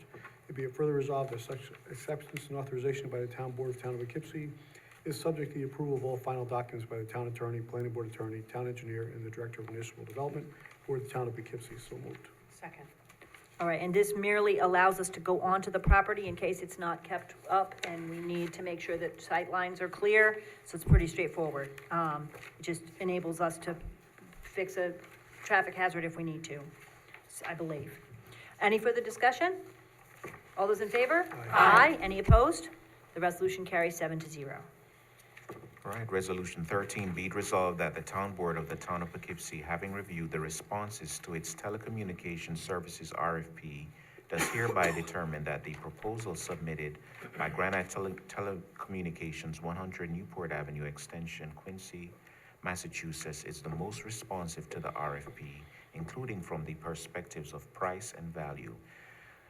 Be it further resolved, consistent with the recommendations of the IT Director, Timothy Miller, that the supervisor is authorized to enter into a 3-year contract with Granite Telecommunications for those services on terms acceptable to her after consultation with the involved town department heads and consultants, with the services to be provided to the town on the following terms, not including taxes and monthly line charges. And the installation charges are below. Monthly cost, monthly rate calculated by usage. So moved. Second. So I'd just like to report, we have been having problems with our current telecommunications service. They have indicated that they are going to end our contract, and they've also exorbitantly raised our prices, so we need to move to another telecommunications provider. This is a good price and is going to be saving us $1,500 a month, in addition to consultation with other municipalities suggests that they are having a really good experience with Granite Telecommunications. Our last company was not that good anyway. Yep, We had more yep. problems than- We've been having a lot of problems, and there's at least 2 other municipalities that highly recommend Granite and are having a good experience. So hopefully this will solve the problem. Any further discussion? All those in favor? Aye. Resolution carries 7-0. Okay. Be it resolved, the Town Board of Town by Poughkeepsie authorizes the supervisor or her designee to apply to the NYSERDA to consent to use the first portion of the town's recent Clean Energy Community Program grant for energy audits to be performed at the Town Hall and the Highway Department buildings, both of which properties are designated bonus areas, which qualifies the town for grants above the $15,000 base amount. And be further resolved, the supervisor is authorized, and after consultation with department heads, the Director of Municipal Development, and the Climate Smart Task Force, to determine the priority of, and contract for efficiency upgrades to be paid for with the remaining grant funds. Be further resolved, the town board does hereby determine that this action is a type 2 action requiring no environmental review. So moved. Second. I just want to make it clear that the $15,000 grant is not going to pay for all the efficiency upgrades we would like to have at Town Hall. But it's a start, and the energy audits, everybody agrees. We've been in consultation with Tim Sickles and Mike Welty and everybody. This is a huge starting point for us to understand what's going on with these buildings and what's needed. It's really good. Just a question, the 15,000 will pay for the study? Only a small piece of it will actually be needed for that. So what's the cost of the study? That piece, I'm not sure. What happens is that NYSERDA actually sends their person to do the energy audit. So it's not, we don't bid it and contract it. NYSERDA sends someone to do the energy audit, and then we use the funds, which I believe are gonna be 22.5, for whatever we deem to be the highest priority, So there's no position. cost So for the audit? It's just- that's my understanding. Okay, I get you. Yeah. Okay. All right. but it's, then with the audit, then we're able to release the money and use it for upgrades, I see. okay? Very good. All those in favor? Aye. Any opposed? The motion carries 7-0. I want to thank the Climate Smart Task Force, which continues to do an enormous amount of great work to bring in these grants and help us move forward with energy efficiency and save us some money. Okay. I believe it's, Ryan is next? No. Nope. You're up. Is it me? Oh, I totally lost track, sorry, it's getting late. Okay, be it resolved, Resolution 15, that the town board does hereby set the 9th day of October, 2024, as the time, date, and place for a public hearing in regard to the special district assessment role, which concerns the water districts, sewer districts, and drainage districts of the town of Poughkeepsie. And be it further resolved that the said proposed special district budgets will be on file in the town of Poughkeepsie clerk's office on Friday, September 20th, 2024, available for review. So moved. Second. Any discussion? This is part of our annual budget and assessment process. All those in favor? Aye. Any opposed? The resolution carries 7-0. People should be getting that public hearing notice in the mail. That's what they get sent every year, so. And we should be getting Okay. calls, because people are gonna be wondering why. People will wonder why, They always right? wonder why. They always ask for an explanation. Okay, and Page Bill, 16, be resolved, Town Board, Town of Poughkeepsie does hereby assign the following tax certiorari proceedings recently filed to Kyle W. Barnett Esquire of Vanderwater and Vanderwater LLP to represent the town at an hourly rate of $225. So moved. second. Any discussion? All those in favor? Aye. Any opposed? All right, the resolution carries 7-0. Okay. Resolution 17, whereas as the decision-making body of the Poughkeepsie Town Government, the town board's principal role is to monitor and review expenditures, budget variances, and establish general fiscal priorities and policies. And whereas the residents of the town of Poughkeepsie are an invaluable resource with expertise in a nearly limitless number of disciplines. And whereas adoption of a Civilian Budget and Finance Advisory Committee, CBFAC, consisting of Town of Poughkeepsie residents, will provide independent, nonpartisan insight regarding the expenditure of public funds. And whereas the CBFAC will foster community participation and public awareness of the budget process and expenditure of public funds. And whereas the CBFAC will remain a committee of the town of Poughkeepsie established to provide an independent perspective in the initial review and development of the town's annual budget and capital improvement plans prior to the town board review and approval. And whereas the CBFAC may also be retained to review and offer recommendations in other areas relating to financial processes and policy as directed by the town board. Now therefore be it resolved that the town of Poughkeepsie, in order to foster community involvement, enhance public awareness, and help validate the prudent expenditure of public funds, hereby creates a Civilian Budget and Finance Advisory Committee, which committee shall, 1, be comprised of no more than 6 town of Poughkeepsie resident volunteers that may either be nominated by a town board council member or volunteer independently, and that each resident volunteer shall be voted upon and appointed by the town board as equal members biennially. And 2, choose its own chair. And 3, hold independent meetings that are open to the public at times and dates to be determined.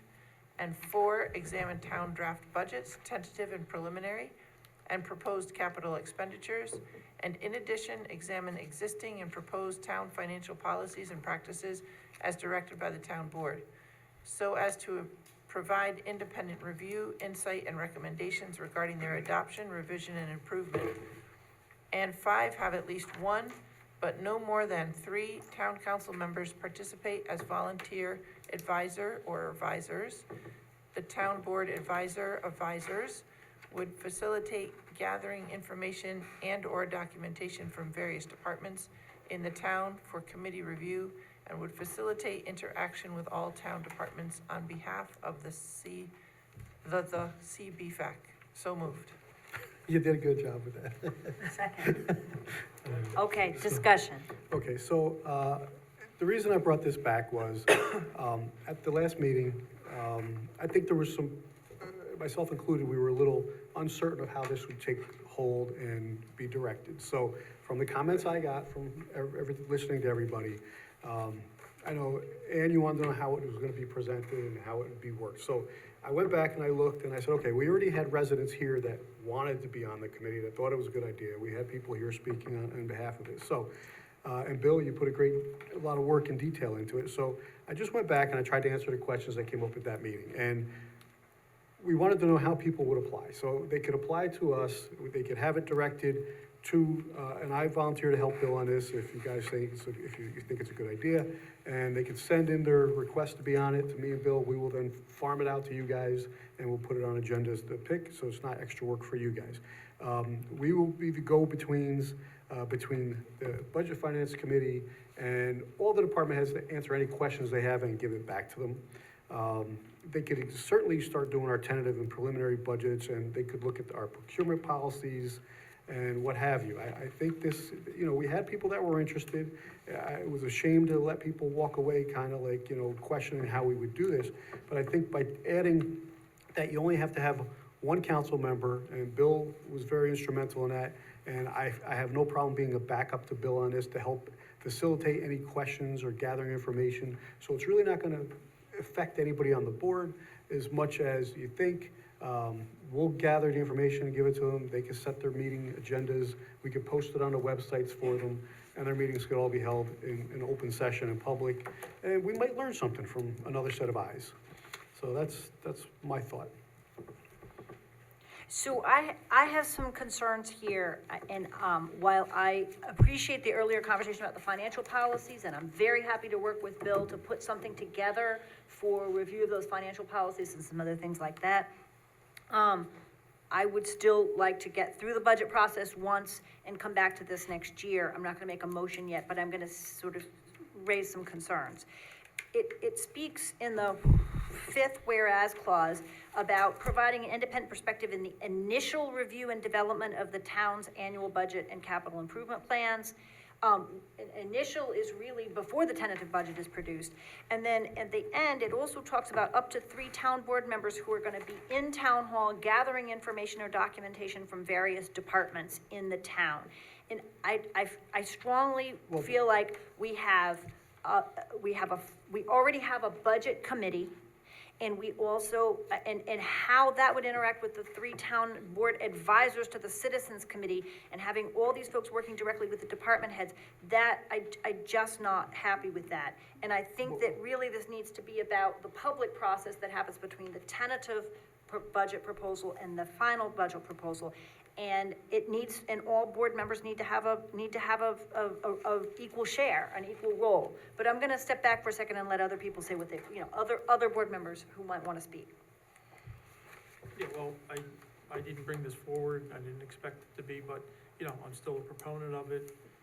And as Mike said, we had a tremendous amount of people come out that were interested.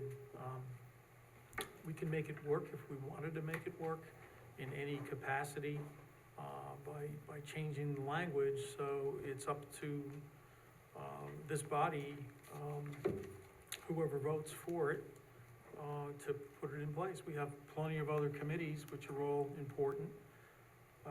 This is, I think, a very, important, focus for the community and expenditure of, public funds, and, still feel the same way that I did, weeks ago, so thank you. Okay, well, I'm not opposed to this, I actually think it's a good idea, I'm just concerned it's just too late. By the time we actually get the people together, and we need another meeting to actually set them up on the committee, and then for them to figure out when they can meet, we're practically gonna be done with the process, and they are more than welcome to join in the process. This year, we have public meetings, the budget will be online available to them, and the Finance Committee, which is Barbara Laird, Ann Berger, and myself, are all very accessible people, and they definitely can come to me with their questions and concerns and ideas, and be happy to listen to them. So we could have them included this year, and then have formally set it up coming in January. Just if people could apply now, and they can start looking it over, and as we go through our budget process, I don't think they're gonna have enough time to actually formulate anything going forward now. We're so close to getting our budget done. Exactly. I don't think this is gonna affect your budget this year. This is just, they can look at our Well, procurement then policy. why do we have to start it now? Why can't we start Because it we in could- January? Give me some time to find some people. Well, we could post it on the website like we do everything else, and they could start applying now. But what I'm concerned about is that it creates, that this, in its form now, it creates a kind of shadow budget committee and has I up think- to 3 additional town board members No, who are. you're looking at that wrong. At least one, but no more than 3. I'm looking to assist, and Bill wrote the original draft. He really likes this committee, and Right. he's into it 100%. I would be a backup to Bill if somebody had a question, and I would say, okay, you have a question, I'll get that information for you and give it back to him. But Mike, if I can finish. Okay. This committee would include up to 3 town board members who would facilitate gathering information or documentation from departments in the town. And that's in addition to a budget committee, which is in charge of the budget process. And I don't want to undermine the budget committee, which frankly, I get to a point, and it's Ann, and it's Barb, and it's Ann Berger this year, and I want to give them a chance to lead the process. I want maximum citizen involvement, and I really would want citizen participation. I am not I hope that we can get it. I'm getting ready to go to Arlington Street Fair on Saturday and encourage people to come to the budget presentation and come and talk about the public hearing and get people involved, and I hope all of us will do that. I'm not persuaded that this committee is the best way to do that, and I definitely don't want to have a budget committee and then also up to three additional board members contacting department heads and asking them for lots of information. I think that creates a double process here, and I'd like us to all go through the budget process once before we try to create any kind of a committee like this. Let's see how it works this fall and then go from there. That being said, if capital policies and investment policies and things like that are something that we want to create an ad hoc group to work on, I will be glad to work on that. But this form here, it concerns me. Well, that's, as I recall, that's part of this, resolution is looking at policies as well, which we're right in the middle of. So that's part of what the committee could do. And that part, I'm very happy to work with you on. And while we have we explore other forms of citizen involvement in the budget process. I also, sorry, my grammar thing, but I don't think it's a civilian budget and finance advisory committee because we're not military, right? I think it's citizens. We'll have to ask the chief about that, or law enforcement. But, so, But I don't know Mike if there's Mike other is board meeting- members who would like to speak, and or any other board. What Mike is meeting is citizens, so I think. Yeah, that's yep, a good- we would that's just right. need to change it. Okay. As, I know it's a different resolution with a C in front of the B, and there was quite a few changes. It does clear it up a little bit, for me, it's more clear, but I still feel that we should go through the budget process once. I'm a newbie, I need to get that experience, and I thought that the old resolution was gonna be tabled until January 2025. I still would like this tabled. I think it's a great idea. My one concern is if you have 6 members volunteering, it may make the rest of the town feel like, well, they have it under control, so then I can step back and I don't have to look at the budget. And what I would like to foster is many, many more people looking at the budget, which is why I got involved in the first place. The whole thing over on Boardman Road, I was upset about that, so I got involved. I would like more people, and I'm afraid if we say it's only 6 individuals, I don't think it could be more than 6 individuals, I'm not saying that, but I feel like that's telling those people that they're gonna take over, so it's being handled by them, and it should be looked at by every single person in the public. We could change that, it could be more if we wanted, right? I don't really want more, I just want everyone, not on a committee, but in the room and online and at home and reading a copy of it for themselves. A few weeks that back, how we this had a really long discussion about adding someone to the planning board, because ward representation and each board member's sense that they needed to be represented was really important. This does not really have that same reflection, and so there's issues to think about in terms of what it means to have all people represented, all areas and all board We have members. 6 wards, but we wanted to give it a try to see how many people would be interested first. Well, yeah, But the budget's a whole as a town, it's a lot different. But look, I don't Right. want to Yeah. beat this to death. I mean, Right. if you guys don't want it, just let's. Well, board's gonna- I the board's gonna vote however the vote goes. Right. But just as, I would suggest you go back, I know there's a lot of emails, and kind of look at the reporting that I sent about, comes out of this budget advisory committee from, the city of White Plains, and there's nothing to do with interfering with the budget process. It's a review by, citizens that talk about the percentages of reserve funding, or the percentages of fund balances, the strength of the budget, the direction in general that town is going with, what are the priorities by department heads. That's the idea. I It's understand, nothing to do right. with not having Right. experience It's or not going going through the after the process budget or per anything. se. No, I have said before, and I'll say again, that committee in White Plains is different. It is a mixture of elected official fiduciaries and volunteers. And it has a different function than this committee does. I think it's worth looking at, but I do have concerns about a mixture of fiduciaries and non-fiduciaries working together. Elected officials who are responsible for the finances and volunteers, and I don't think the White Plains model fits us very well. But we've discussed those portions of this multiple times.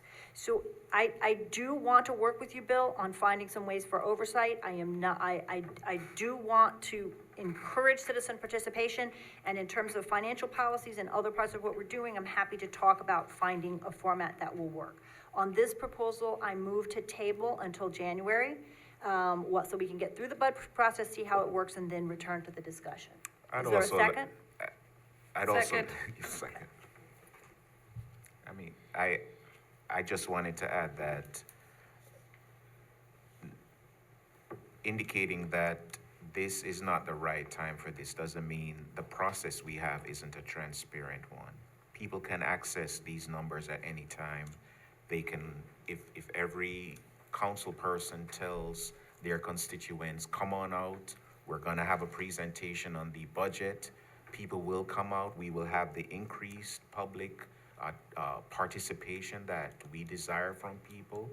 I don't think at this time we need to have a budget advisory committee, because I think the process that we have now allows for people, all people, to have input on the budget. And I think we're gonna be blown away by the presentation. No pressure on our supervisor, but I think we're gonna be blown away by how well put together, thorough, detailed, and transparent it is. And if your constituents have any questions or concerns, I think you have the opportunity to ask questions. They can come to the public hearing and they can have their concerns addressed.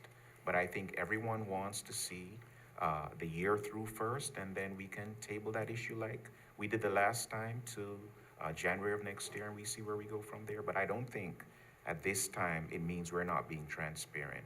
I think the process that we have allows it of transparency, and we just have to see what happens with the budget, the presentation when it comes forth. Give it some time. Thank you, Ryan. I do think the budget process is gonna look very different this year than last year. I'd like to see how it goes. But let's take a vote on the motion to table.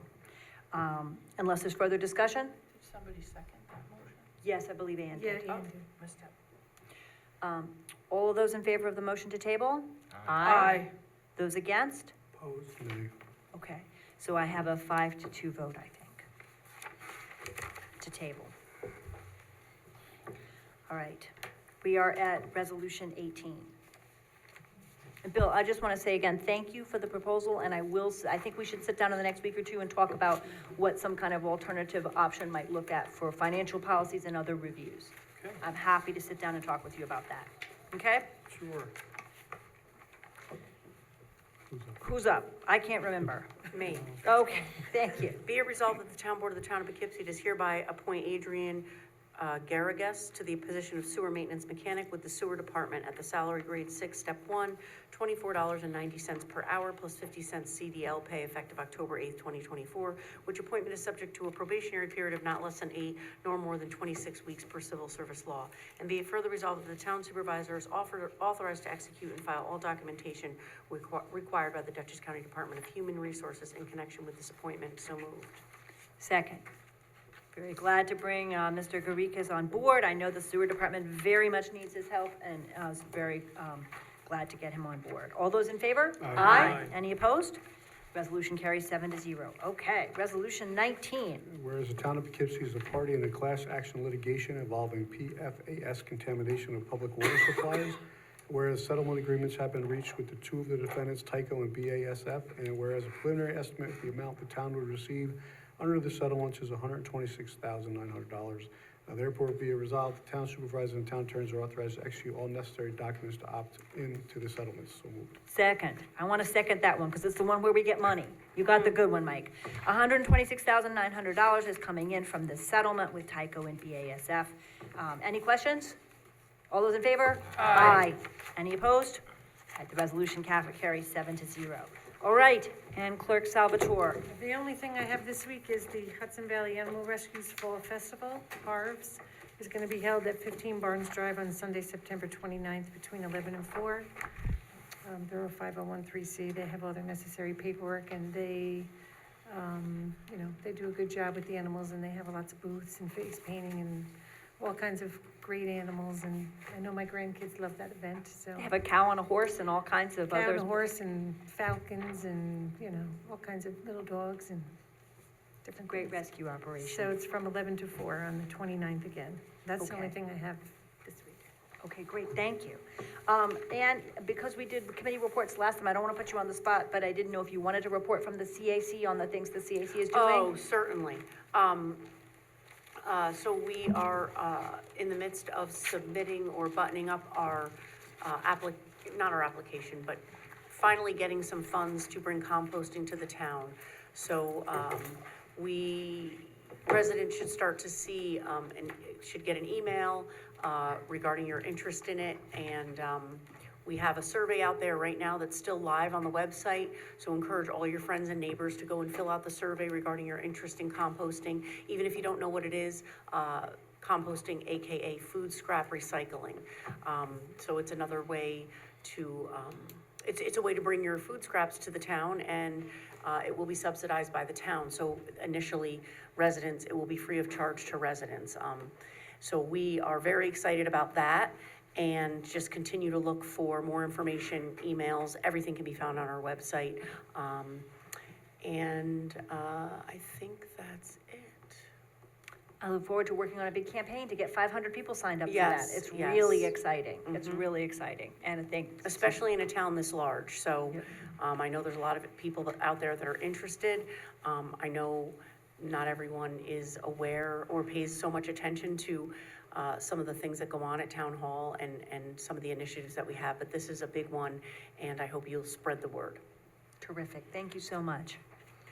Okay, we need to go into executive session to discuss a couple of things. First, we need to open the floor. Oh, we need to open the floor for public comment, you're right. I move to open the floor for public comment on any item that people may want to speak to for 3 minutes. Is there a second? Second. All those in favor? Aye. Okay, the floor is open, Doreen. Can we hear? I don't know whether we have sound yet or not. I'm sorry, we've had technical problems at the last 2 meetings, and I'm gonna try to work very hard to resolve those. We should, because we had to mute some people earlier, so Yeah. that's. Yeah, I know, we're hearing some people. And She said she's she's- unmuted on her end, and we actually heard people, we had to mute people because we were hearing sound, so we don't understand what's going on. I'm very sorry. Doreen, are you speaking? Doreen, unfortunately, we can't hear She's you. unmuted on her end. Yep, and Can we, you type your question, Doreen? can you type do you have a comment or question? Or Doreen, maybe the best thing to do tonight, I'm sorry to do this, would be to email me, and I could make sure that all the board members get it, or we could put you first on the next meeting, if that's helpful. She will email, thank you, Doreen, and we'll try to resolve the technical difficulties before the next meeting. Okay, She said thank she you. would email. She said she'd email, right, I saw the text. Anyone else who wanted to speak? I can. I don't. Okay, then I move, return to regular session. Second? All those in favor? Aye. Any opposed? Okay, then, be it resolved that the town board does hereby adjourn to executive session to consider discussion regarding proposed pending or current litigation in the matter of Mianti and in the matter of, Riley. An employment issue in the matter of Riley. And also 9B matters to subject, to the attorney-client privilege. So moved. Second. All those in favor? Aye. Okay. Okay, thank you very much, everyone, and have a good night, and hopefully we'll be quick in executive session. Mr. Nelson, for the record, that's one nice haircut you got there.